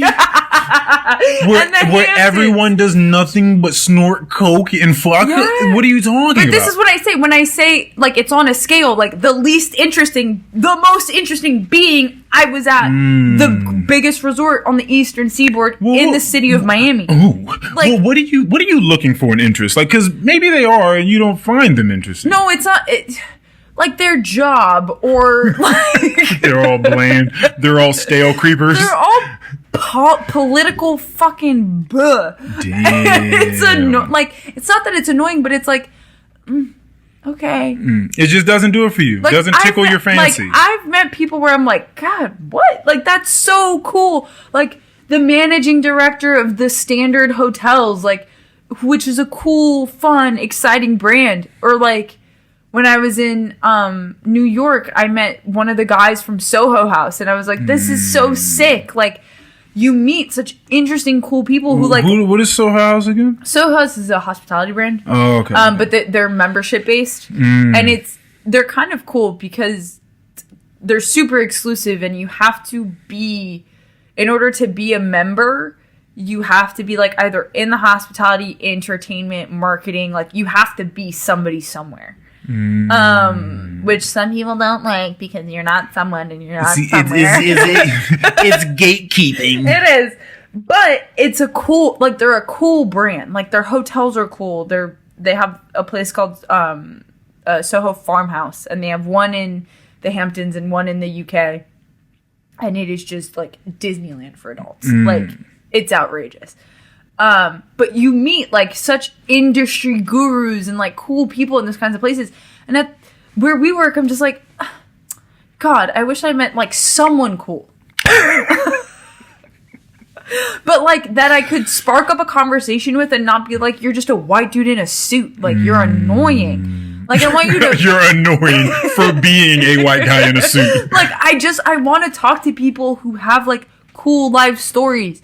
I went to Burning Man and got fucked up, and it was great. And I mean, some people may have that, but you're just not going to know that information. Like you're not going to because we're also at a place where like people are very private because we're so close to DC and we're such like we're so politically inclined in a way, and like because our owner is who she is, like people come out to us to stay reserved and to be quiet. Yeah. The places I've worked out previously, it's like, I'm going to show the fuck off. Like, where I am, who I am, what I'm doing. So, like, they're a lot more apt in, like, having a conversation with you and telling you everything about them. And you're like, I love this. Yeah. Where we are, it's very much like, I'm just here to chill. Like, don't talk to me. Like, very often, it's just, like, people who, like, have no interest in meeting others and who are just here to, like, relax. Which is fine, but I'm not going to meet very interesting people because they're all, like, closed off and they're just like, I'm on a retreat, leave me alone. You know? Yeah. So it's just a different vibe. I worked at the Fontainebleau where it was like, you're here to party. You're here to have a good time. We had fucking day parties, pool parties. Like, people were outrageous. And then I worked at Sunset Beach in the Hamptons, and it was like people pulling in their yachts, coming in for lunch. Like, what? Like, you're just here to show off. And, like, those people are fun to watch. I was not on a yacht. but I was on a boat. But I was on a boat. And I did rent the binoculars because we were whale watching. And it was peak humpback whale season. And what kind of boat was it? See, you going fuck you because you knew I wasn't going to know the answer to that. You bitch. Was it a catamaran? Probably not. No, I don't know what it was. Was it a dinghy? Probably a dinghy. Nah. Although what I would have liked to have been on was one of the rafts that like just 9 or 10 people were on. I wish I was on that. You want to pretend to be a refugee for a day? Bruh. The whales jumping out of the fucking ocean and smacking their fucking Southern California. and then racing, right? Like 5 or 6 males racing in competition for a female when they usually only ever go 2 to 3 miles per hour. They are only ever chilling. And then out of nowhere, they're going like 30 miles per hour because they're trying to win this chick over. And they're like, so they explained it to us. There's going to be a female at the head of it, and she's gonna be going, and then the rest of them have to like vie for her attention. So they're all like sort of racing behind her, and it was just that's crazy, gorgeous, absolutely gorgeous to look at. I want to bring this back to the fact that I was looking at this shit like, this is it sucks that people don't know how beautiful things are around them. Yeah. It sucks that people are caught up in a ton of distractions. It sucks that people are disoriented. They don't know up from down, left from right. And so all these people we're talking about, there are a lot of these things that I also enjoy about the job. I enjoy being in the position I'm in, knowing that I get the chance to make a better work environment for other people. Like that they get to come into work and be like, and not hate it, not dread coming into work. Like, oh fuck, like my crew's a pretty cool crew. Like we get along, we get to laugh a little bit, blah, blah, blah. Supervisor's not a piece of shit. You know what I mean? Yeah. So I like that. I like being able to move around and talk to so many people and learn how all the mechanics to the big machine work. I like just talking to people and understanding how they work. Right. There is something that's very interesting about all the opulence and excess, especially pitted against someone that can't appreciate it. Yeah. Right. So it was like just someone just wrapped in beauty and bliss and they have no idea. Gold and silk draping and it's normal. And they're just like, fuck this place. I'm so over this. Yeah. You know, it's like, whoa, like there's something so comedic about it and so fucking mind blowing. Well, so there is a cartoon. It's a fucking tune. And it is. And so absurd. I look at the stuff that we do, and ultimately I'm looking around like, this is a bunch of bullshit. Yeah, sure is. Like this is a bunch, like these aren't real, beautifully genuine, interesting interactions. They don't give a fuck about you. And you don't give a fuck about them. And you don't give a fuck about them. Every once in a while, I'll give a fuck. Yeah. But overall, so this is the story I have to tell myself. This is the game that I play with myself. I am okay. People have to spend their time to accrue money. Yeah. Right? They have to spend their time working really hard, diligently, coming up with stuff, working shit out with themselves, internally and externally, trying to figure out how to get ahead in life. Right? They figure some stuff out. They work hard. Maybe they, or maybe it's some people that don't really even have it like that and they saved up all year or whatever. But either way, people are spending their time, they make money, just like all of us, and then they go somewhere with it. Right.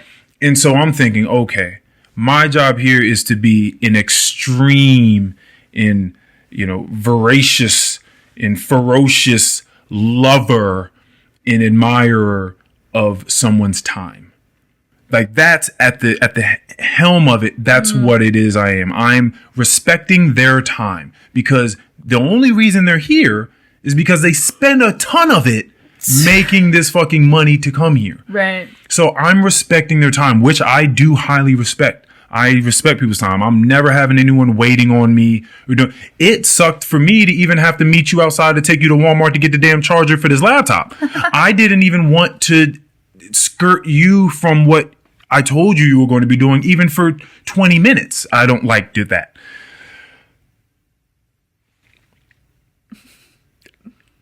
So I tell myself I'm a high respecter of time. Like that's what I'm doing here. Okay.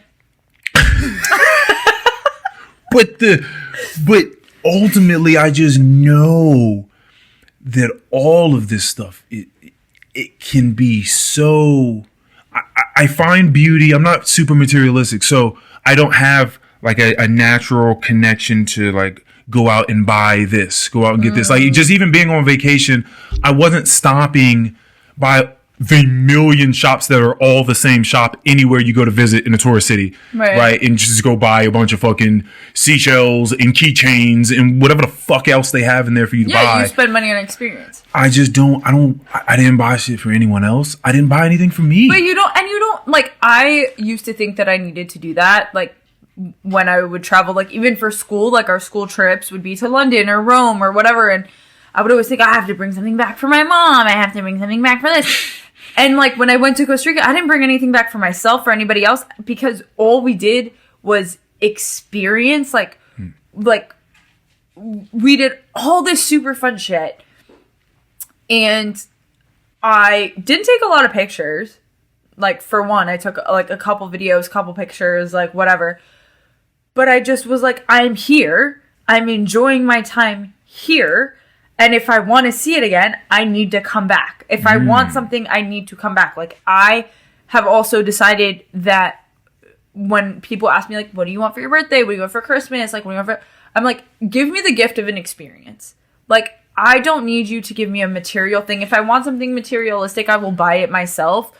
But give me the gift of going and doing an activity or going on a trip or whatever. Because that is so, for me, is so much more interesting and is going to bring so much more to my life than you giving me a $25 gift card to Panera.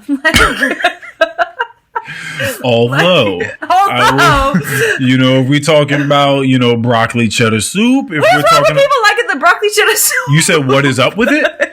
As opposed to what other fucking soup would beat that out? The tomato one. It's so... The autumn squash, delicious. Oh, that's clearly seasonal, but it's still not better than broccoli cheddar. Okay, keep this in mind. The potato one? Woo! The baked potato, that's pretty fire. It's delicious. Especially if you get it in a bread bowl and you scoop out a lot of... Bread bowls freak me out. Okay, that's fine. A lot of things do. Listen, no, the soggy bread. Do you need a TV playing in the background as you eat a bread bowl? No, Does that calm I'm usually you? on FaceTime with my mom. The point being, I used to work there, right? And so Panera? Yes. And so I used to know, oh, you don't even know the places I used to work. That wasn't the worst. Either way, I would drop like 6 bags of frozen broccoli cheddar soup into this big like thermalizer, right? It's just scalding hot water. 6 of those in the morning. Only 1 French onion. Definitely like 2 or 3 chicken noodle soups. A black bean, a tomato. A tomato? Maybe 2 tomatoes. Yeah, 2 tomatoes. But it ain't 6. And so that's the point. I'm letting you know the market is calling for that. I've never had it. Oh, that's why you're talking shit. Yes. Yeah, that's why most people talk shit. It doesn't sound appetizing to me. Broccoli cheddar? What am I, a child? Grow the fuck up. Have a tomato soup. Right. Be an adult. Right. For sure. You need to put cheese on your vegetables. No, it is kind of crazy. Like, that is outrageous. The only reason why you had to drop 6 is because it's the only soup that said it had cheese in it. Yeah, no, it is pretty crazy. No, the baked potato... No, it doesn't. Never mind. I think it comes with like a little bit of cheese in it. Because it's baked potato soup. So most people put cheese in it. Yeah, a little bit of cheese. That's fine. Yeah, but cheddar. Broccoli, it's because it says it's broccoli. It's just broccoli and cheddar. And people are like, oh, there's cheese. Like, you had to put cheese on your vegetables to eat them. Oh, yeah. People love that. People, will take the broccoli cheddar soup. And dip. Well, for sure.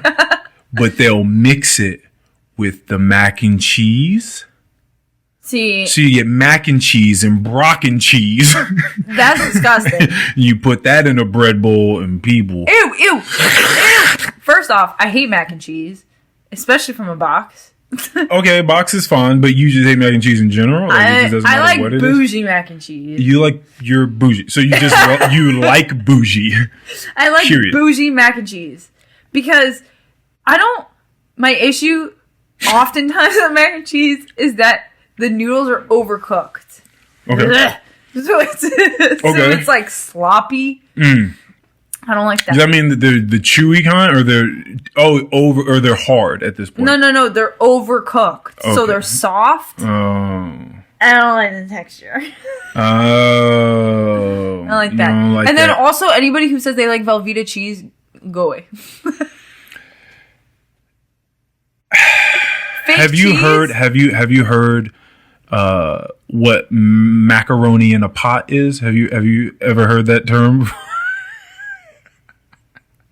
It's like Kraft mac and cheese. People are like, Kraft mac and cheese. It's literally noodles and powdered cheese. I'm talking about a lyric from a song from a lovely young lady named Cardi B. I know her. And Meg the Stallion. Megan the Stallion. Sure. I think she goes by Meg. Megan the Stallion. Yeah, sure, Megan. She's the Stallion. Okay. Back into the feminism sort of vibes here. Get it? She's the Stallion. And they put out a song called WAP. WAP. And you understand. Pussy for there those you go. who don't know. And so now you understand when I tell you what macaroni in a pot is. I don't know. Have you ever stirred macaroni in a pot? No. Okay, then never mind. Let's forget about it. Wait, but now I want to know. What you mean like what it looks like consistency wise? Consistency, noise. Ew! Stop it. You stop right there. Enough. You need to grow the fuck up. Okay, become an adult. I am an adult. I don't eat broccoli, cheddar soup. We've talked about rape. We've talked about child molestation. We've talked about macaroni in a pot. You've gone too far. That's too far. Is it too visceral? Is it too? No, it's the noise in my the noise in my head. I'm uncomfortable. I've been attracted to women my whole life, so that has the opposite of I don't feel disgusted. I'm happy for you by that. That's nice. There was once a young Earl. Well, no, I'm just saying that for anyone that doesn't know, either gender, all vaginas are not created equal. Oh, yeah, I know. And okay. As a woman, I know. I don't know that you know that. I know. Because okay, why do you know? Why do you know? Because I've seen women. Okay, no. Okay. I see what's happening here. I'm not talking about so much the external. Of course, they look internal. Some are loose, some are tight. And there's it. See, this is the whole thing. See, we're being adults, okay? It's an adult conversation, okay? Yes. Have a straight face the whole time. So don't laugh. I literally took a psilocybin pill like 30 minutes ago. I don't know what that does. Okay, listen. So the point being, the internal. Yeah. Now, unless you have entered a vagina. I have not. That's what I'm saying. So you don't know what it is to enter other vaginas. Right? See Correct. What I'm saying? Right, exactly. So you don't understand what I'm talking about is the point I'm getting at. So what are you saying? I'm saying that they're not created equal. I'm talking about macaroni in a pot.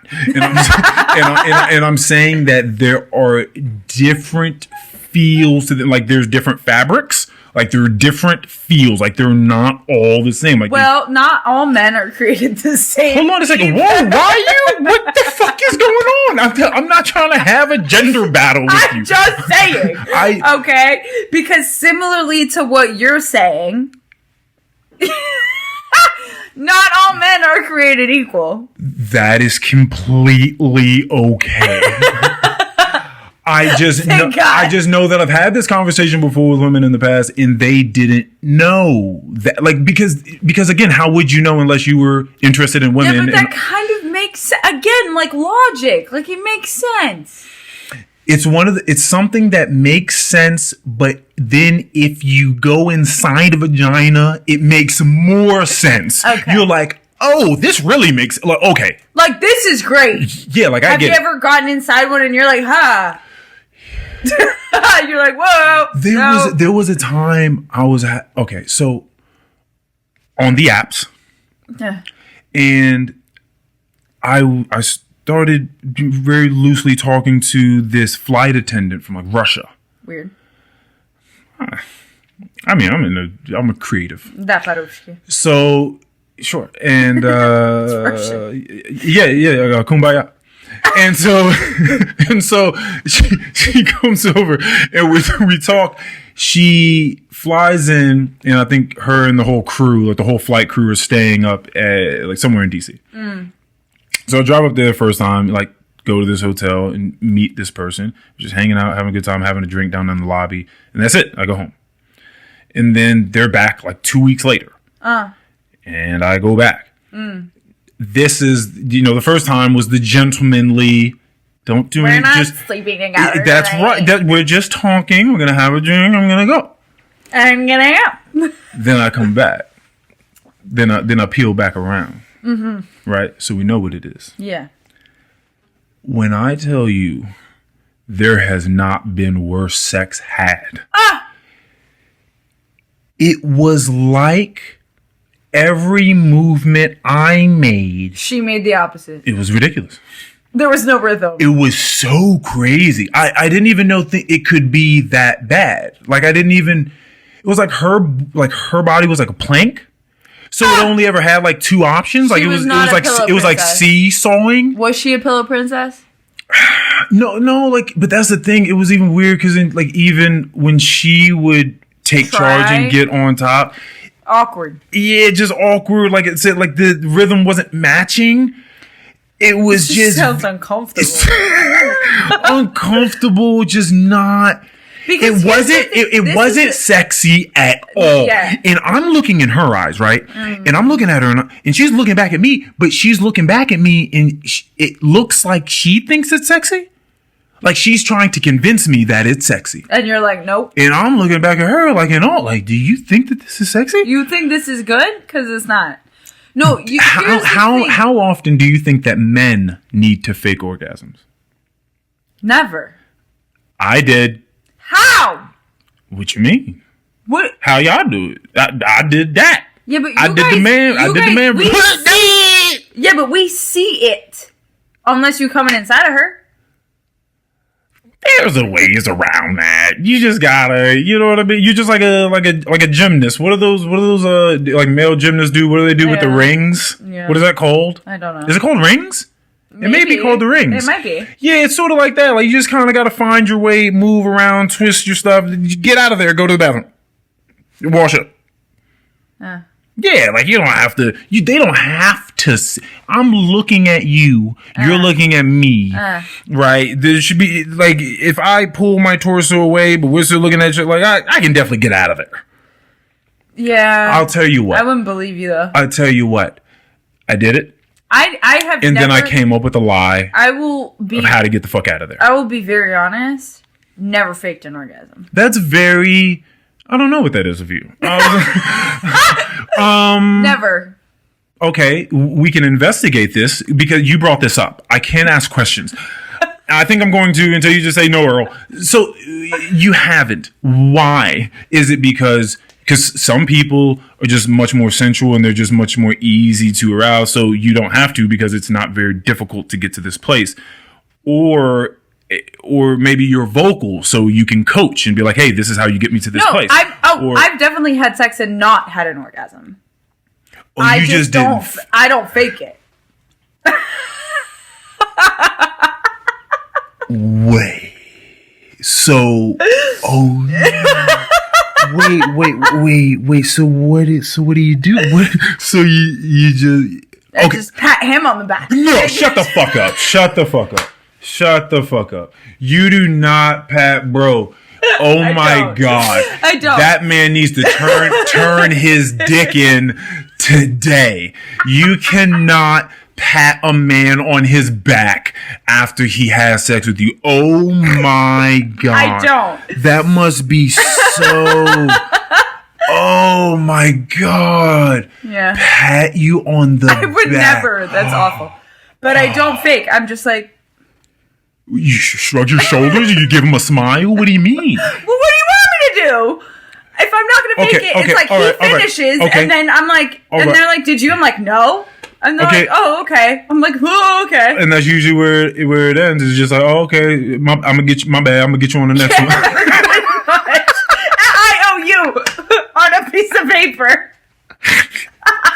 I owe you an orgasm. You know, I didn't really eat much today, and you know what I mean. And then the thing is like I'm not gonna be I'm not gonna pretend. It's like no, you were shit in bed. Nah, I didn't drink enough water. It's because usually I drink Gatorades before. I didn't get the electrolytes. I'm low on electrolytes. My pH level is off. Like I have been very lucky with the partners that I've had where 98% of the time. Wow. Yeah. That's a great shooting percentage. It is. It's fantastic. But I'm also like, so when it doesn't happen, I'm like, listen, I'm a difficult one. Like, I can get myself off real easy, but like, sometimes I'm just like, I don't want to coach you. Just. Yeah, I get that. I think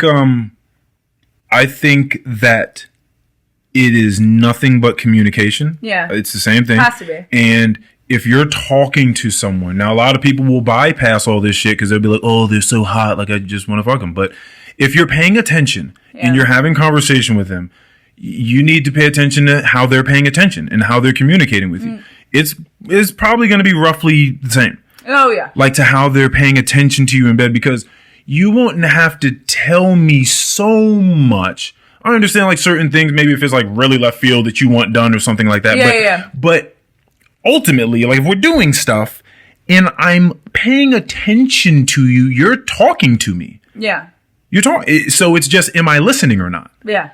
So that's, Pretty much. maybe you've been and with like some good listeners. No, and it's not even listeners. It's just like they kind of, I'm somebody who, I'm not a pillow princess, but I'm also kind of like, I'm very in charge in my own life. That when it comes to my private life, behind closed doors, I'm kind of like, yeah, do whatever you want. All right, relax. Leave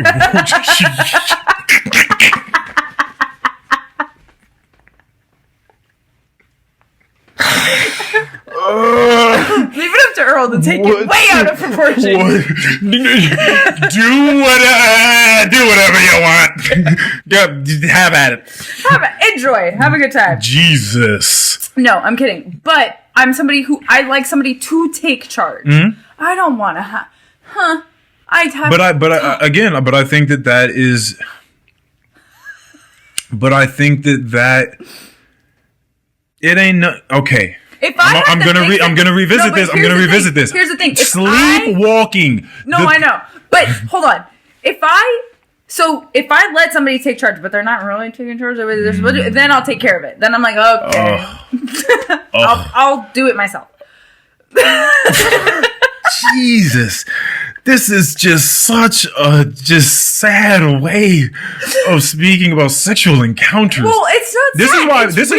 This is why people don't have sex as much anymore. It's realistic though. Oh, I've had. If I know that it's not gonna happen for me, or like this person isn't gonna get it done for me, no matter what I say, then I'm just gonna like, all right, my turn. Because I will get myself off using somebody else.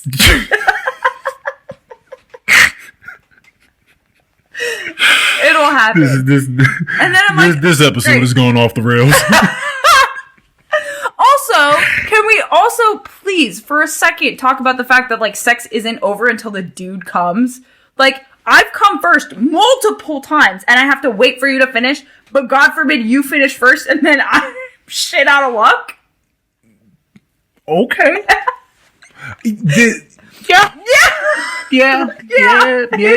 It's pretty. That's a tough deal. Yeah, sometimes, and also sometimes you're like so close. But the thing is that, and you're like, but the thing is that men just do not have the capacity that women do. Like, yeah, I know. You know what I'm saying? Like, we're not finna just have multiple orgasms like that. Like, it's not. But at least let me get one in. Well. Listen, I'm with you. I believe in that. Yes, I don't want them to deprive you of that. Like, I think that everyone deserves that. I do. Sometimes it's weird. It just doesn't go down. I've had married people talk to me and be like, my fucking husband, like, he won't fuck me right. Like, sometimes he'll come home and he'll just get on the PlayStation and just play games, and I'm fucking washing the dishes after I've cooked a meal, and then even if he does touch me, it's just a minute, and then he fucking rolls over, so then I have to go fucking play with myself with a toy and think about this dude from work that I actually want to fuck. And, yeah. Whew. That's rough, man. It's hard. Yeah, at work asking me what she can do to get him more involved. I'm like, oh God. Like, you don't ever want to be a dude and like your woman is at work talking to some fucking another guy about what she needs to do to get you off? No. What she needs to do to be able to get him to get her off. Divorce papers. Nope, just another baby. That's all. Just baby number 2. No. Yep. That shouldn't be legal. It's rough. That's absurd to me. Like, just being with. Yeah, most people are in weird ass relationships though, where where they're not having proper communication sexually, through articulation of words, emotionally, they're not feeling each other, they're not really interested. Again, I think people are so fucking bored with shit. Hell yeah. You just look past. Sometimes you just look past the person that you're with. You just look right past them. I find that so sad. Like, it's so sad. Like, you should always notice the person that you're with, or pay attention, or look at, like, I get that it can fall. Like, I have a friend of mine, she was like, yeah, we barely ever see, they live together, and they're like, yeah, but we never really see each other. And I'm like, what are you? Because of different work schedules? Work schedules, or they're hanging out with other people, and they're like, yeah, we live together, but we see each other twice a week, or like once a week, or whatever. And I'm like, do you talk ever? Like, do you have genuine like, I've only had one relationship where we talked. Like, this person knows me better than any other person in the world. Okay, 2 things. One, because you said I should save this question for a podcast, so I'm going to come back to that question. I'm not going to ask it right now. But the second thing is, so I sent you that album by the Thievery Corporation, wanting to know if it would be better, or if you would enjoy it knowing the lyrics or not. And it made me think about this couple I know. It's a Latina woman, white man. She speaks very little English. Okay. And he speaks less Spanish. She does English. They probably, I think they met last summer, so they probably knew each other a good 6, 7, 8 months. Got married beginning of February this year. We work with them? Yeah. Who were they? I'll show you. And so I wonder, people that speak the same language don't be getting shit done in their relationships. How do people who don't speak the same language get shit done? I'm like, what the fuck goes on in that household? How I would just love to be a fly on the wall. How do you guys just kind of just vibes? You just feel each other, a lot of body language. You definitely talk and try to understand, but there's no nuance. So you just kind of understand the gist of how they feel about stuff, that they're angry about stuff, or they have an aversion to something. So realistically, and it sounds counterintuitive, but I think that there's more communication. Okay, that's why I wanted to bring this up. I'm with it. Tell me. And I feel like it is hyper counterintuitive, because you would think you and I speak English and we're super we can communicate like nobody's business, so we do it less. I feel like people who have a harder time communicating have to spend more time communicating to truly understand the other person. So I think that they spend more time talking to understand the other person. I don't think it is as ignored. Something that comes easy is more ignored than something that comes more difficult. Yes. Yeah, you really gotta fucking make an effort when your loved one is just screaming at you in a different language and you don't fucking know what they're talking about. You're like, what? I need to pick something up, take out the trash? What are you talking about? Yeah. So I think it takes it's a lot more time and a lot more discipline to speak to somebody who you might have a language barrier with. But you're probably more inclined to listen and understand, because their talking is not like you and I just talking. It's no, we're okay. We have to be locked the fuck in. I have to be ready to go. Yeah. So I think that it sounds odd, but there's probably more communication than you would anticipate going on. Yeah. Because they have to. Yeah. Yeah. That's deep.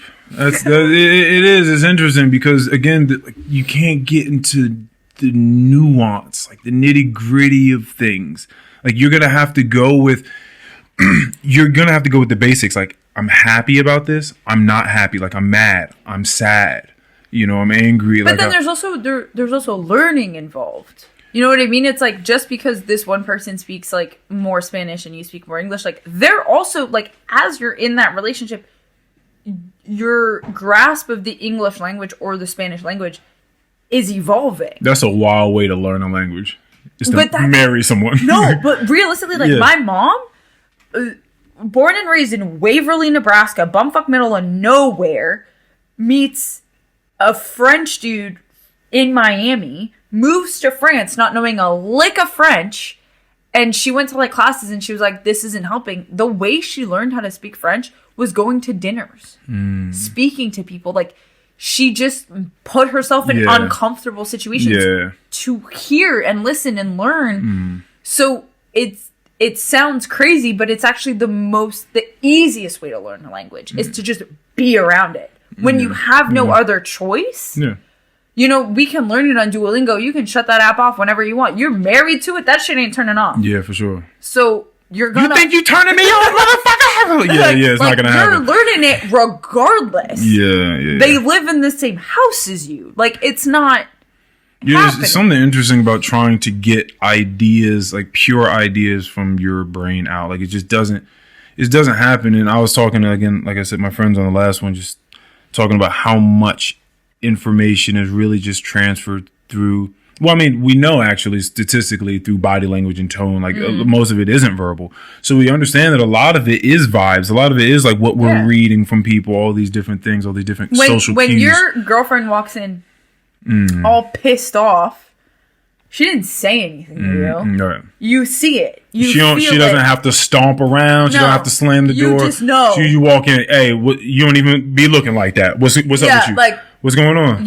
Come here. There's a problem. Come here. You know what I mean? Like a lot of it is nonverbal. Yeah. Like you that's mentioned. So why? So like somebody being happy, like somebody has good vibes. You're like, why are you so happy today? I couldn't. Not said anything, and you're just like, you look so happy. Or that's like, what people were telling me. They're just like, wow, or like you seem so new now. You seem so invigorated, so just like well rested and fucking energetic or something. You're like definitely energetic. Yeah, I definitely feel it. It's so weird how like certain experiences have take a toll on you or just have an impression upon you. Yeah. Because someone was asking me, my friend actually that took me to the Cersei book club meeting, it's going to keep coming back to Cersei, was asking me if I had learned anything there. So once I got past the fact that Hawaiians were Japanese people that are brown skin, and that fucking whales go 2 to 3 miles per hour unless they're, trying to mate and compete and all that sort of stuff. I was like, most of the stuff was experiential learning. Yeah. And she was like, okay, like, what does that mean? I'm like, fuck, this is when shit gets dicey because trying to explain it to you is weird. It's a very weird thing. It's weird, like you trying to tell me what you're seeing with the French people. It's like, boom, you're French. I just know it. Yeah. It's these things that you feel. I told her it's very hard to describe, but it's made up of a lot of the experiential stuff. I don't sound scientific at all. It's made of the experiential stuff that gives you a surer step in your walk and a more solidified gaze. I don't know what else. It just, you feel as though you have more of you. Like you feel. Well, you experienced something that enriched you. So. Oh my. Well, go ahead and tell me what I felt.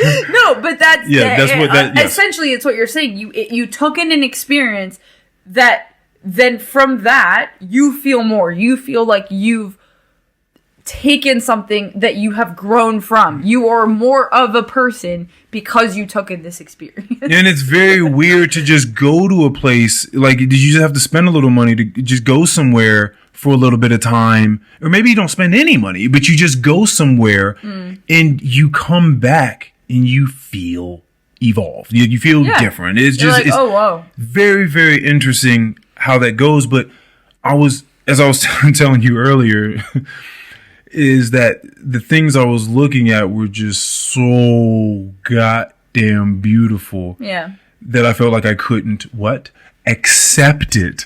I couldn't take it in. It was just so overwhelmingly gorgeous that I knew from that moment, as I was looking out at these beautiful $1 million homes that I would never have the money to buy, just sitting up on the top of these mountains, just overlooking more beautiful, again, robust, vibrant, because again, they had the most rainfall in the past 8 years this year in Hawaii. Mountains that the sunlight is hitting it perfectly, and just like the shading from the clouds over top of it, it looks like something just CGI. Like it looks Avatar. It looks so fucking fake. It's with these beaches and all these lights from the city in the distance, and maybe you catch a humpback whale from fucking mile away, or all these beautiful things happening. And I'm looking out, and I knew that if I ever tried to use words to explain it, it would diminish the beauty of it. Yeah, of course. I knew it immediately. And when traveling, like, oftentimes that is what happens. It's like you can never give an accurate representation of what you saw, what you did, how you did it. Like, you had to be there. It's like somebody who's never left the United States, if I had to describe what it was like to be in Costa Rica, there is no mental picture they could paint that would be accurate because they have no idea where to start. I could explain it a million different ways. It's like I will never myself represent it accurately, and they could never paint a mental picture accurately either. And that's what's so fucking fascinating me about talking to humans. Because we kind of assume until we get some sort of enlightened or aware that we're all kind of looking at roughly the same stuff. We're just fucking not. We're just not. Yeah. And so it's interesting to just sit across from someone and be like, what do you see over there? What's going on with you? Over there. Honestly though, how do things feel over there for you? Like, what do you think about? Like, what's interesting to you? What are you attracted towards? Because I'm not attracted towards that. That's weird. What gets you up in the morning? What keeps you motivated? Yeah. What gets you going? Like, what are you, like, all these things that you're like, from person to person will be drastically different. Yeah. Or kind of similar. Or like, oh, interesting. Or like how we associate somebody that we're going to get along with because we have the same things in common. You know, like what associates us. And now to go back to two things. One was from the last episode that we did together where, again, you said that we were just so different. And I was just like, just wait till we have a conversation. Trust me, it'll be fine. And then going on to the second thing, that is now also a segue to the second thing, which is this episode where you said, I need to save this question for here.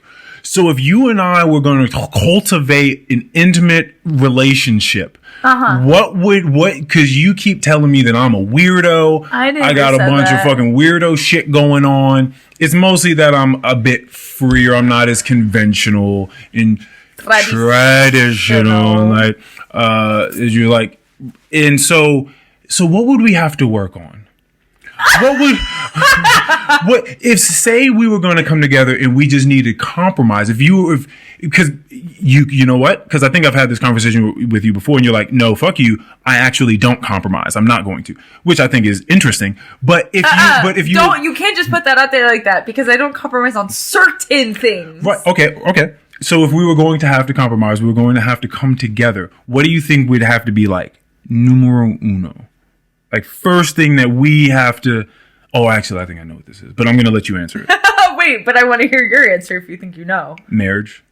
That was my first one. Which, by the way, I'm not adverse to marriage. No. I'm not. I'm just not a... like a fanatic lover of it, like you are. Yeah. Okay. Well, backtrack. I'm not a fanatic lover of marriage. I am somebody who believes in marriage. No. We've had a conversation before. It was recent, and you said that part of tradition, even though it's not a tradition that you and your family actually have, it's just someone else's tradition that you like. So, which is also interesting to me because, like, if you ask me why I did something, like, if you ask me, like, Earl, why do you put this drink in your champagne? And sparkling wine. I'm sorry, let me get it right. And I said, well, this is an Indian tradition. And you're like, so the fuck what? Why are you putting it in there? Right. Right? That would be a valid question. Like, why does the Indian tradition have anything to do with what you do? I just like it. Right? Now, it could have been I grew up in India, but that's not the case. Okay, so your thing is you just like marriage, and I think that's a weird answer too, right? So that's not my answer. But when I say why do you like the idea of marriage, you say tradition, but it's not your tradition; it's just someone else's tradition. So it is. I mean, to say it's not our tradition is not technically correct because my whole family's been married. Okay, so just as long as you get divorced, then you stay on track with the tradition. Okay, no, I'm kidding. No, I think I was raised by somebody who had a very deep connection to family, and a part of that was marriage. There's a little bit of religion involved in that for me. I was raised in and around religion, so there is a little bit of that in there for me. It's just something that I think kind of takes your relationship and makes you feel secure. Okay. But again, like, my father cheated on my mother, so, like, it doesn't make you feel laughed in here. But it's just something for me that I really want and that I see value in for myself. All right. Now we're back to our counseling. I am not adverse to that. I'm not rushing to go get it done, but my thing is that it wouldn't be like, because now you and I are in a relationship right now. Now we're talking about this, like, because I just want to be able to just easily talk about this. If anything, the only reason I would do it was one, because of financial breaks, like, that just makes sense. Like, if we're saying we're gonna spend our lives together, and I am promising myself, like, or not necessarily promising myself, but I'm saying I'm down to try this thing with you. I'm down to try life with you. Like, I want to do this with you. So it doesn't even matter to me.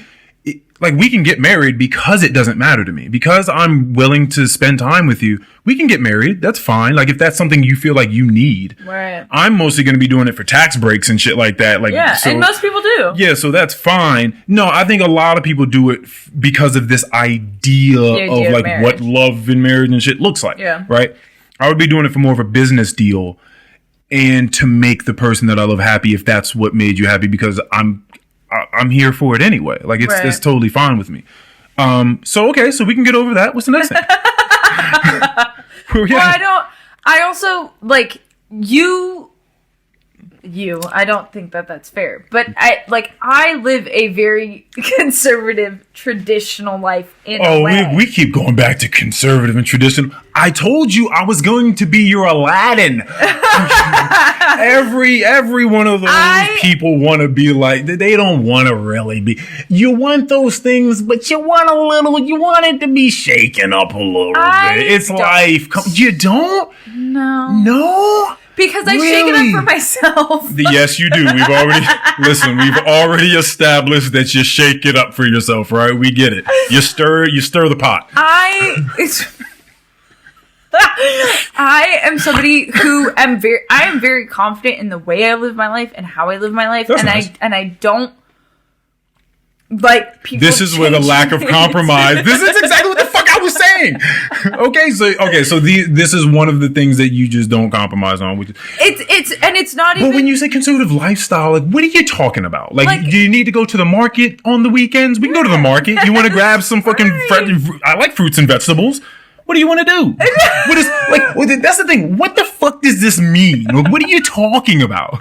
I don't understand that, because it's the same thing with, like, the feminism people were talking about. Yeah. When we sit down, we're going to be regular humans together. We're going to talk about things together, and we're going to come to understandings together. With you, I think what's going to happen, like, what would happen with you is that I would get exhausted. Because you're I'm going to debunk this. Yeah, go ahead. Because you're a talker, because you're somebody who analyzes, because you're somebody who debunks things and takes a look and blah, blah, blah. And I'm somebody who's just like, Leave me alone. Okay, you have the wrong idea of me. No, because every time you and I have a conversation, it's a conversation. I want to come home and be like, how was your day? It was good. Okay, great. I'm gonna go watch TV now. Don't bother me. And what you think? So you picture me in the kitchen like, babe, babe, I really need to get this off my chest. Like, I just really love to talk about this new idea I've been thinking about. No. Yes. That's so funny that there's even a bit of you that thinks that I would ever do that. Like, I would be like, okay, so now you don't know this, and you can believe what you want to, but that is the complete opposite of who I am. So now we've got past that one. Next, please. See, I knew it. I knew that I was going to come here and debunk whatever bullshit you brought here.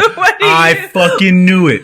I knew it because I was. You're not debunking it because I don't know that. What don't you know? I don't know for a certainty that you're not going to bother me. No. The people, also, you do drugs, and I don't fuck with drugs. The people that know me, no, I'm not fucking bothering anyone. Yeah, trust me. Now, what do you mean I do drugs and you don't fuck with drugs? I don't. Drugs. You act like what do you see? Here's another thing. Because we need to get past this judgmental stage. Okay. No. What do you mean? No. You act like I'm just fucking strung out doing heroin on the side of the road. Like, what are you talking about? You're constantly trying to find people that you can spark up an interesting conversation with. You've said it on this podcast 8 times if you talk shit about those guests that come to our spot. Okay. And now you're sitting in my home. Yeah. And you came here for a reason. Yeah. Right? So clearly that's not the case. Here. What, that I think you're a druggie? Yeah, like there's nothing like like I'm not going to be, because anything that comes with druggie wouldn't like I'm not going to be stealing your money out of your purse. Like I'm not going to be ruining your life. I'm not going to be losing jobs. Don't enjoy being around drugs and people who do drugs. I'm around it every once in a while and it's fine, but I don't enjoy it on a regular basis. Let's investigate this. Because one, I don't do it on a regular basis, but when the way that I do things is like a flow. I think that there are but I think you have to get good at that. Like you have to get good at dancing. Like you have to get good at a flow. So I know, like today, I've only eaten like 2 bowls of fruit. I did that, and yesterday I ate nothing. But I drank cucumber lemon water this whole time. Why? Because I'm detoxing. Yeah, because I know my body and I know that I feel great. And that I ate a ton of ridiculous shit I'm sure. For 7 days, especially them 2 days in the airport. That ain't good. What'd you eat at the airport? Why'd you eat there? Because you fucking... No, what did you eat? Whatever they got. Fucking Auntie Anne's? Give it to me. Starbucks cheese Danish, pumpkin sliced bread. Let me get that. Cheese Danish? Let me get the latte. Let me get the Buffalo Ranch popcorn over there. Let me get this burger from this obscure bar spot over here. Johnny Rockets, baby. Let me throw that down with a few beers. Let me do this. Let me do that. How much time did you have in the airport? A lot, actually. There were things that happened, like at flight. Like, the engine blew up. We were almost gonna die. We can't fly this plane. Let's taxi the plane back to the gate. Everyone get off. This flight is canceled. You guys had to do that? You guys, hopefully you find another flight. We found another flight that day. Shout out to her because she's good. From where we were, we had to go from Kalului to Chicago, I think, and then from Chicago here to DC. On the way back, on the way there, we stopped in San Francisco. So that was supposed to be where we were going to go. San Francisco, Hawaii's 11 hours, right? Yeah, it's 11 hours. Yeah. But once you get to San Francisco, you got to make it out there to that water. Yeah. What? Because you're traveling all this fucking land from DC over to San Francisco, and that's what I'm saying. Like, so then that's the connecting flight, and then take you from there over the water. Yeah. To the island. What's the issue with the water?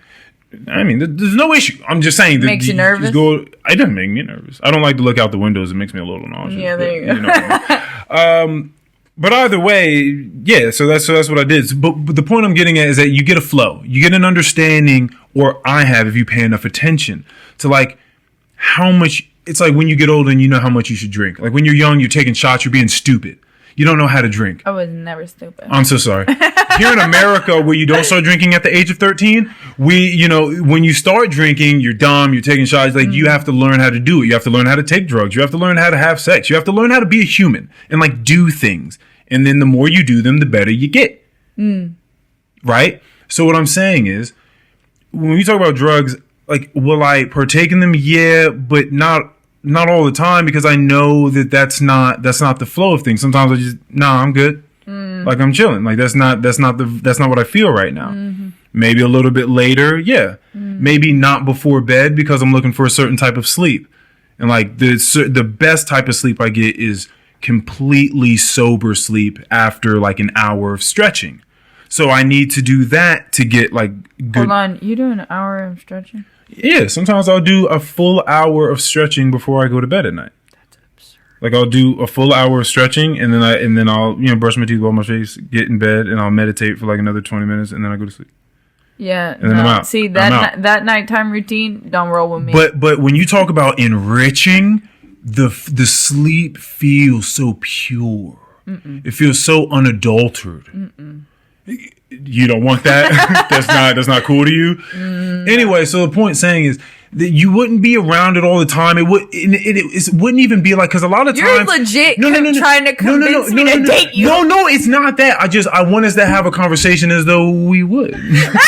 so the thing is, because it's a cool conversation to have, because I think there are a lot of people that probably feel these ways about stuff, right? And so we can have a conversation about what is it exactly about the thing. Like, forget about just the construct, right? Like, what does the thing mean? So you say you don't like being around drug users or drugs, like, but what is it about the drug users or the drugs? If it's not life scaling downwards, then like, what is it exactly? Like, if it's someone that does something and they feel like it gives them a little edge here and there,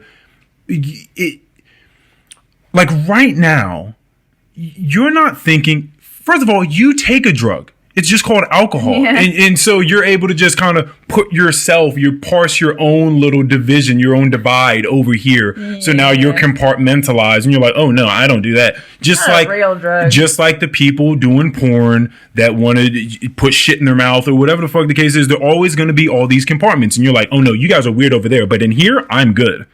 So that's what you're doing now. Alcohol kills people every day. Relax. Now you want to relax. Now you want to stick up for alcohol. Alcohol's my friend. Alcohol's never done that to anyone. It has. You know what doesn't kill people? Mushrooms. That's weed, okay. Okay. Well, that's what I just took. Mushrooms. I don't know what you took. I just took magic mushrooms. Oh. And so what I'm saying to you is that, but you wouldn't know that.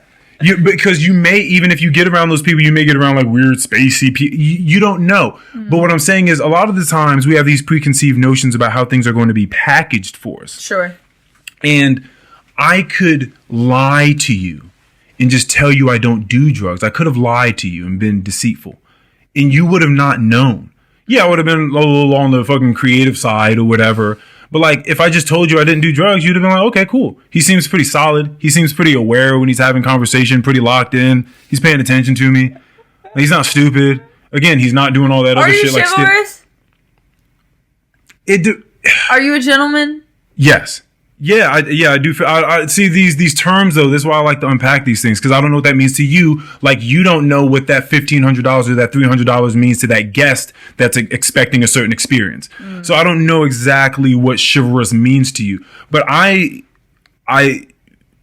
absolutely. I'll it may not be what it looked like in the early 1900s. That's not what I'm looking for. But what I am is a solid human. Okay. And when I love people, I love them. So when you say things like, "Oh, Earl, you come up to me at the espresso machine, and you try to make it so deep, and it's only 9 o'clock in the morning, and I gotta get the coffee, and I didn't get the coffee, and you're trying to do too much. I don't want to have a deep conversation. I just want to say, hey, like you're doing all this sort of stuff." The thing is that I'm just not doing it passively. First off, that was outrageous. Yeah, just like you. So when I look at you, you're just insulting me. I'm just having a conversation with you. Like I'm looking at a real version. I'm not looking past you. I'm looking at you. And when I ask you how you're doing, what's going on, I'm asking you. Yeah. How are you? What is it that you're doing? Like, what's going on? That's what I'm asking you. I'm not asking you some shit that I don't want to know the answer to. That's not what I'm asking you. I'm not one of them. You're one of them. I'm one of these others. Right? So when I asked you that, that's what I would have just not asked you. Right. You know, I asked you because I wanted to know how you felt. If you don't want to tell me, that's also fine. And I'm also cool with that. If you're just like, hey, I don't want to. Cool, that's fine. I don't want to talk to you. Just like you saying you want to walk in the house and have your freedom. That's fine. What's funny is a lot of the things that you're asking for is really all the things I'm asking for. They're just, you're asking for a certain type of freedom that you put underneath this umbrella of like conventionalism. And what I'm saying is it looks quite on the same on the side of just like freedom and liberty. Like, because we're balancing the two things. Like we're two beings trying to do this one thing. Like we're trying to live. I have like these micro things that bother me about people. Okay. Like you don't like the way my lip twitches. I know I got a lip twitch. No, I'm just saying dumb like shit. My current boyfriend at the moment, the way we have an issue, I have an issue with his table manners. Okay. Like a big issue. Okay. I get bothered. He doesn't continue to eat with the fork in his left hand after he cuts it. I know that's a big American thing that people put their knife in their right hand, their fork in their left, it bothers me. And then they cut, and then they put all the stuff down, and they switch the fork over to the right hand. First off, that drives me. My Spanish professor told me that. It was like, yeah, you guys are really like a lot of the only people that do this, right? That drives me absolutely insane. Really? Did you go to charm school or was just your life charm school? It was just etiquette school. That was just my And life. It drives you crazy. It actually, like... So you turned into like one of them. The way somebody cuts their meat will throw me off. So if you're having a conversation with someone, you're out on dinner, candlelight, beautiful place. Yeah. They get a steak. Uh-huh. And they pick up their fork and knife. Yeah. You're looking. Oh, yeah. I love it. Absolutely. What are you looking for? What the way they do? No, not just fork and knife. Now I'm just asking in general. If somebody does one of these. Whoa! What the fuck is that? This is a fork? A fork in your left hand that's incomplete. You have a fist, so it's completely enclosed. And then you cut behind. I'm gonna lose my fucking shit. First of all, wait. Are you moving your left hand? Because I feel like you're you just. First of all, your hand should never be in a fist. Yeah, I agree. I agree, but I've witnessed it. No, I've definitely seen people make a fist while they're cutting something. This is how it's very fork, barbaric. Knife, fork to mouth. That's it. That's the only way. When you sit down, the first thing you should do is put your napkin on your lap. Okay. That's not something that's lost on us in America. I'm not saying that everyone does it. I'm saying it's not something that's lost. That's a thing. The fork knife is a thing. Needs to be a thing. Yeah. How quickly you eat? Okay. Let's discuss. My boyfriend is a vacuum cleaner. Gone. And he's a strong man. He's trying to get them gains. When I am having dinner with someone, we are enjoying each other's company. Okay. I don't want to feel like you're waiting for me to finish. Okay. Like, you don't want, all right, let me you don't want to feel as though they are waiting. Because they get done and then they're like... And if they get done and then they are more than happy to sit there and wait on you because they love you and Exactly. So it's not their problem. It is. It's not. It is their problem. It's not. It's not their problem. That's something that you need to figure out. I don't need to figure it out because I don't need to be around it. See how that works? Okay. I am somebody who I eat quickly. Okay. I do eat quickly for the most part, but it ruins my experience, so I'm not going to be around it. I have nothing else to say on the matter. I have nothing else to say about it. If you slurp, I'll kick you.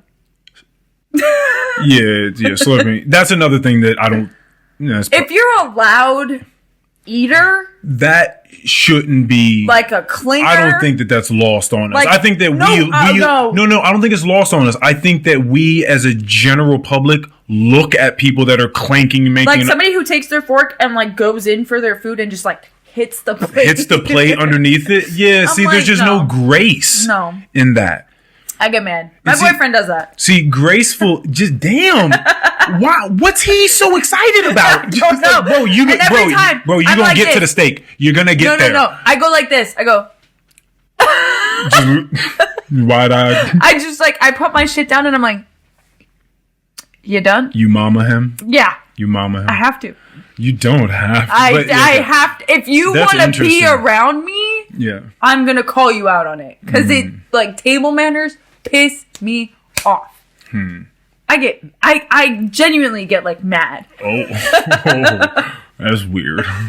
Depending upon what it is. Some things are just truly embarrassing. It's like when people talk about their icks. Some people, they're just like things that other people aren't going to be watching, so it doesn't really matter. Then there are other things that are clearly like intrusive of other people's experience. Like you're making this a scene now. Like you're doing wild shit. That's understandable. If you're loud, like I remember being in France with one of my ex-boyfriends and we were at this very nice, like, dim lighting restaurant, like right down the street from my apartment. Very cute, corner table, whatever. It's beautiful. Gorgeous. Very good dinner. We were having a great time. And then I had this fucking family, American family. Always. With their kids. And the kids are running across the fucking banquette. And the parents are like, haha, man. And I was just like, shut the fuck up. You are in a French restaurant with other people around you. Like, be mindful.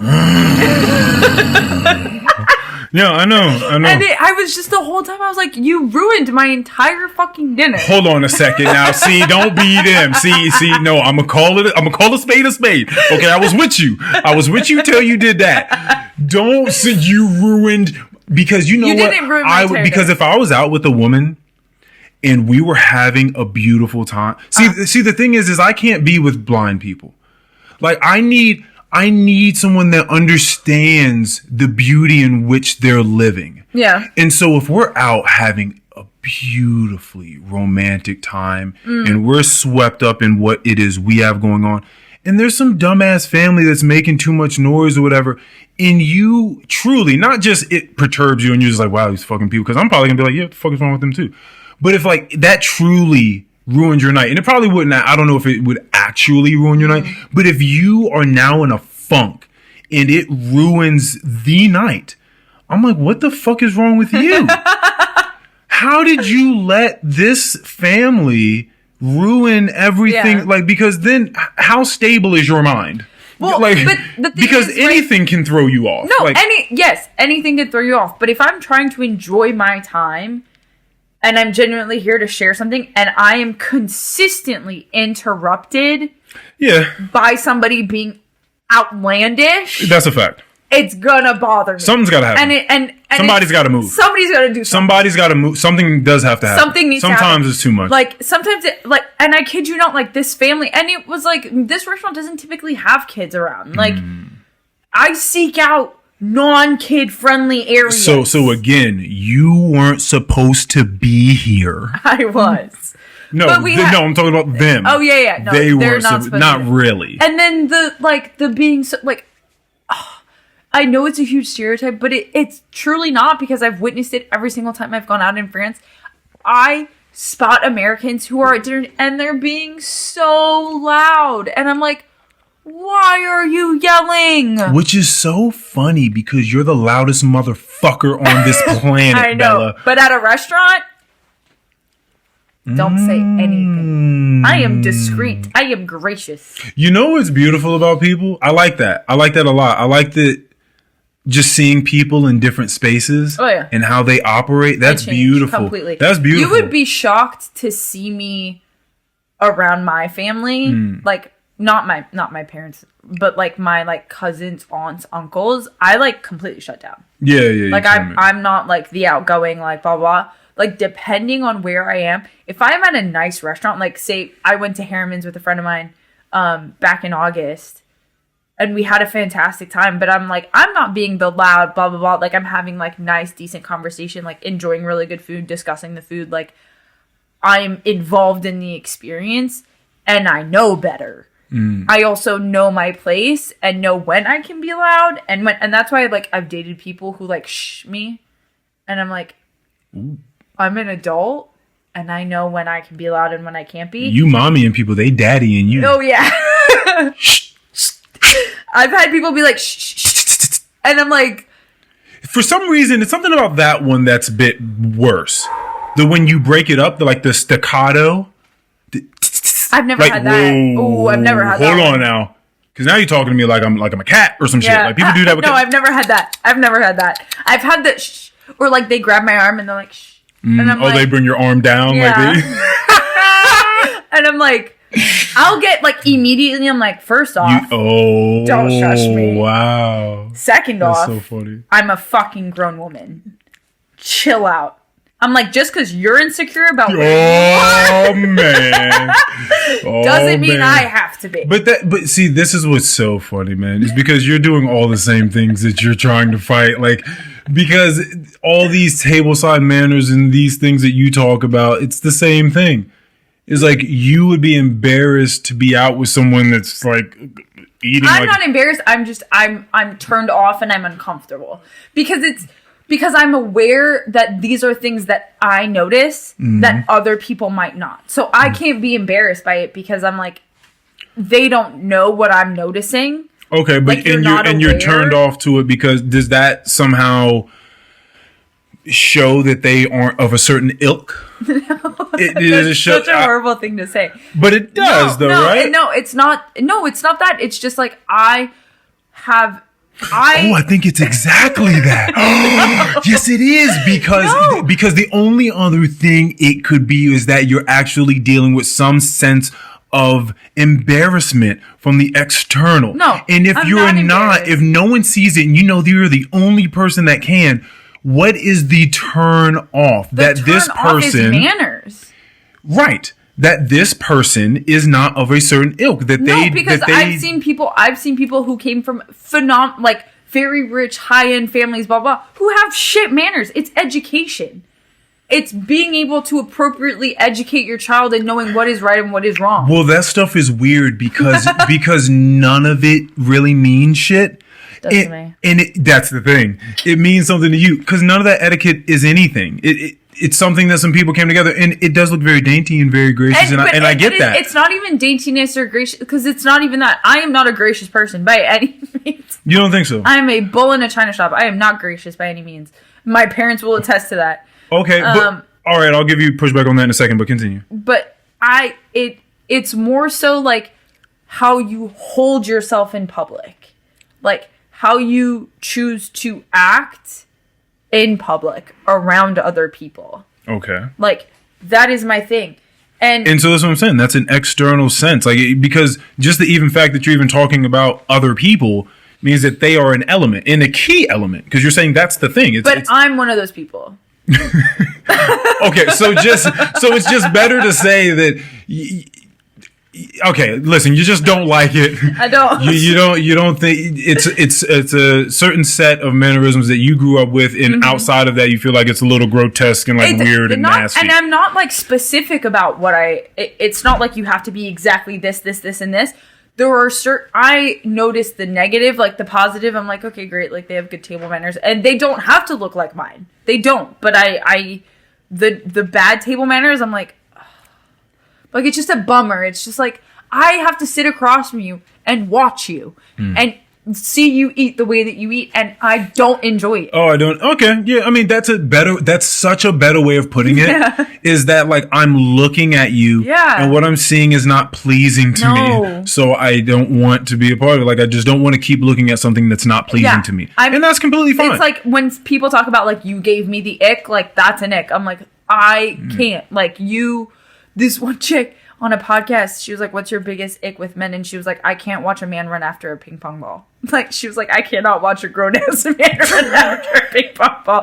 She was like, that's an immediate ick. And I was like, oh my God. That's so funny. You don't think about things like that. Exactly. But picture a grown man chasing a ping pong ball in your head right now and tell me that shit's attractive. Like, no. But like, same That's for women. so Like, funny, I picture man. myself running after a ping pong ball and I'm like, oh my God. That's so ridiculous. But she was like, immediate ick. She was like, I could never unsee that. That's so ridiculous. That's a ridiculous person in a ridiculous perspective, although it is super fucking funny. It's so funny. I don't care, man. People are weird. I love the weirdness about them. And especially if you're good at ping pong, too. Like, run after that shit. Like, I want to see you run after a fucking ping pong ball. Like a tall, grown man running after a ball this big? Do it. Do it. That's so impressive. But also, like, you try to get it and you're almost there and then you kick it, so you have to... Oh, if you're not good, then, yeah, that's a different... I'm talking about being good. I'm talking about having some level of competence. If you don't have that, then... It's like you try to catch something and then it keeps going, so you're, like, you... But then there's also something in that. So this is my whole thing about, like, grace and moving, because I said I was going to push back. Because you're talking about moving differently in different spaces, and you do that. Mm-hmm. What do you think... I mean, do you not account for that when it comes to tallying up the points for grace? Like moving differently in different spaces. So maybe someone sees you as the bull in the china shop, like at work or wherever you feel free to be that kind of thing. But then if they see that person change from that to the next, then their perspective grows and they're like, oh, that bull in the china shop is actually graceful. That bull just fucks up the china shop because it wants to. But once it leaves and goes and does other things, it acts differently. On a day-to-day basis, I'm not a graceful person. I'm not going to fight you about it. No, I truly am not.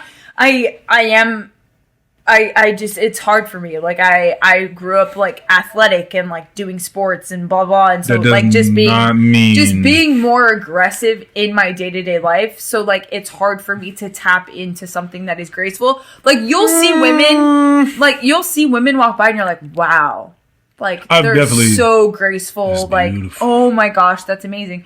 I walk by and I look like a 5'7" man.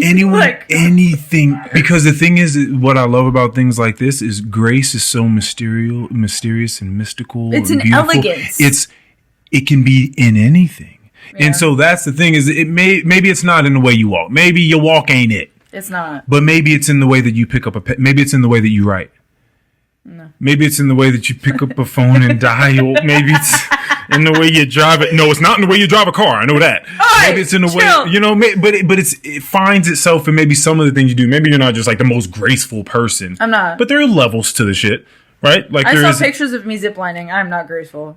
How are you fucking up ziplining? Like, how are you not graceful ziplining? All you have to do is pick your legs up in that's it. And then I got a break for myself. Oh, the break was really bad for you? The break was bad. And I'm just like, I like rolled up and I was like, ah! That is so funny. You know, it's not like, ah. I just looked at my watch. I'm like, it's 8:05. My dog is going to be so mad at me. Yeah, I can start winding this down. Maybe get some stretching in. Ew. Get some good sleep. What do you mean, ill? Don't do that. This is the thing. Everyone has gotten up from sitting down too long or being in their bed and let out a big... Yeah, for like a minute. But hold on. But the thing is, so you know how good stretching feels. Just on a fundamental level. Like, you understand. Do it. But you don't. I go to the gym at 5:30 every morning. I stretch before I go to the gym. I was about to say, it's fantastic. Tons of people go to the gym and they don't stretch properly. Yeah, I don't really. You know what I mean? Like, you just do a little... yeah, that's good. Yeah, you know what I mean? Like, people kind of stretch for like 10 seconds each side. I sit on my hip for like a minute on each side. Yeah. Oh, a minute's not... Wait, you sit on your hip? It's like one leg's behind you, one leg's in front of you, and you're... Oh, yeah. Okay. A minute's not bad. Okay. I was thinking, a minute, it's not bad. That's not bad. It's not up to your standard. No. It's fine. It's fine. I'll take the minute. No, I'll take the minute. You have to, because that's all I do. That's right. No compromise, Bella. All right. Thank you for coming here today so much. Episode 160. 60. Thank you. Thank you. Peace, everybody. Bye-bye. We said that at the same time.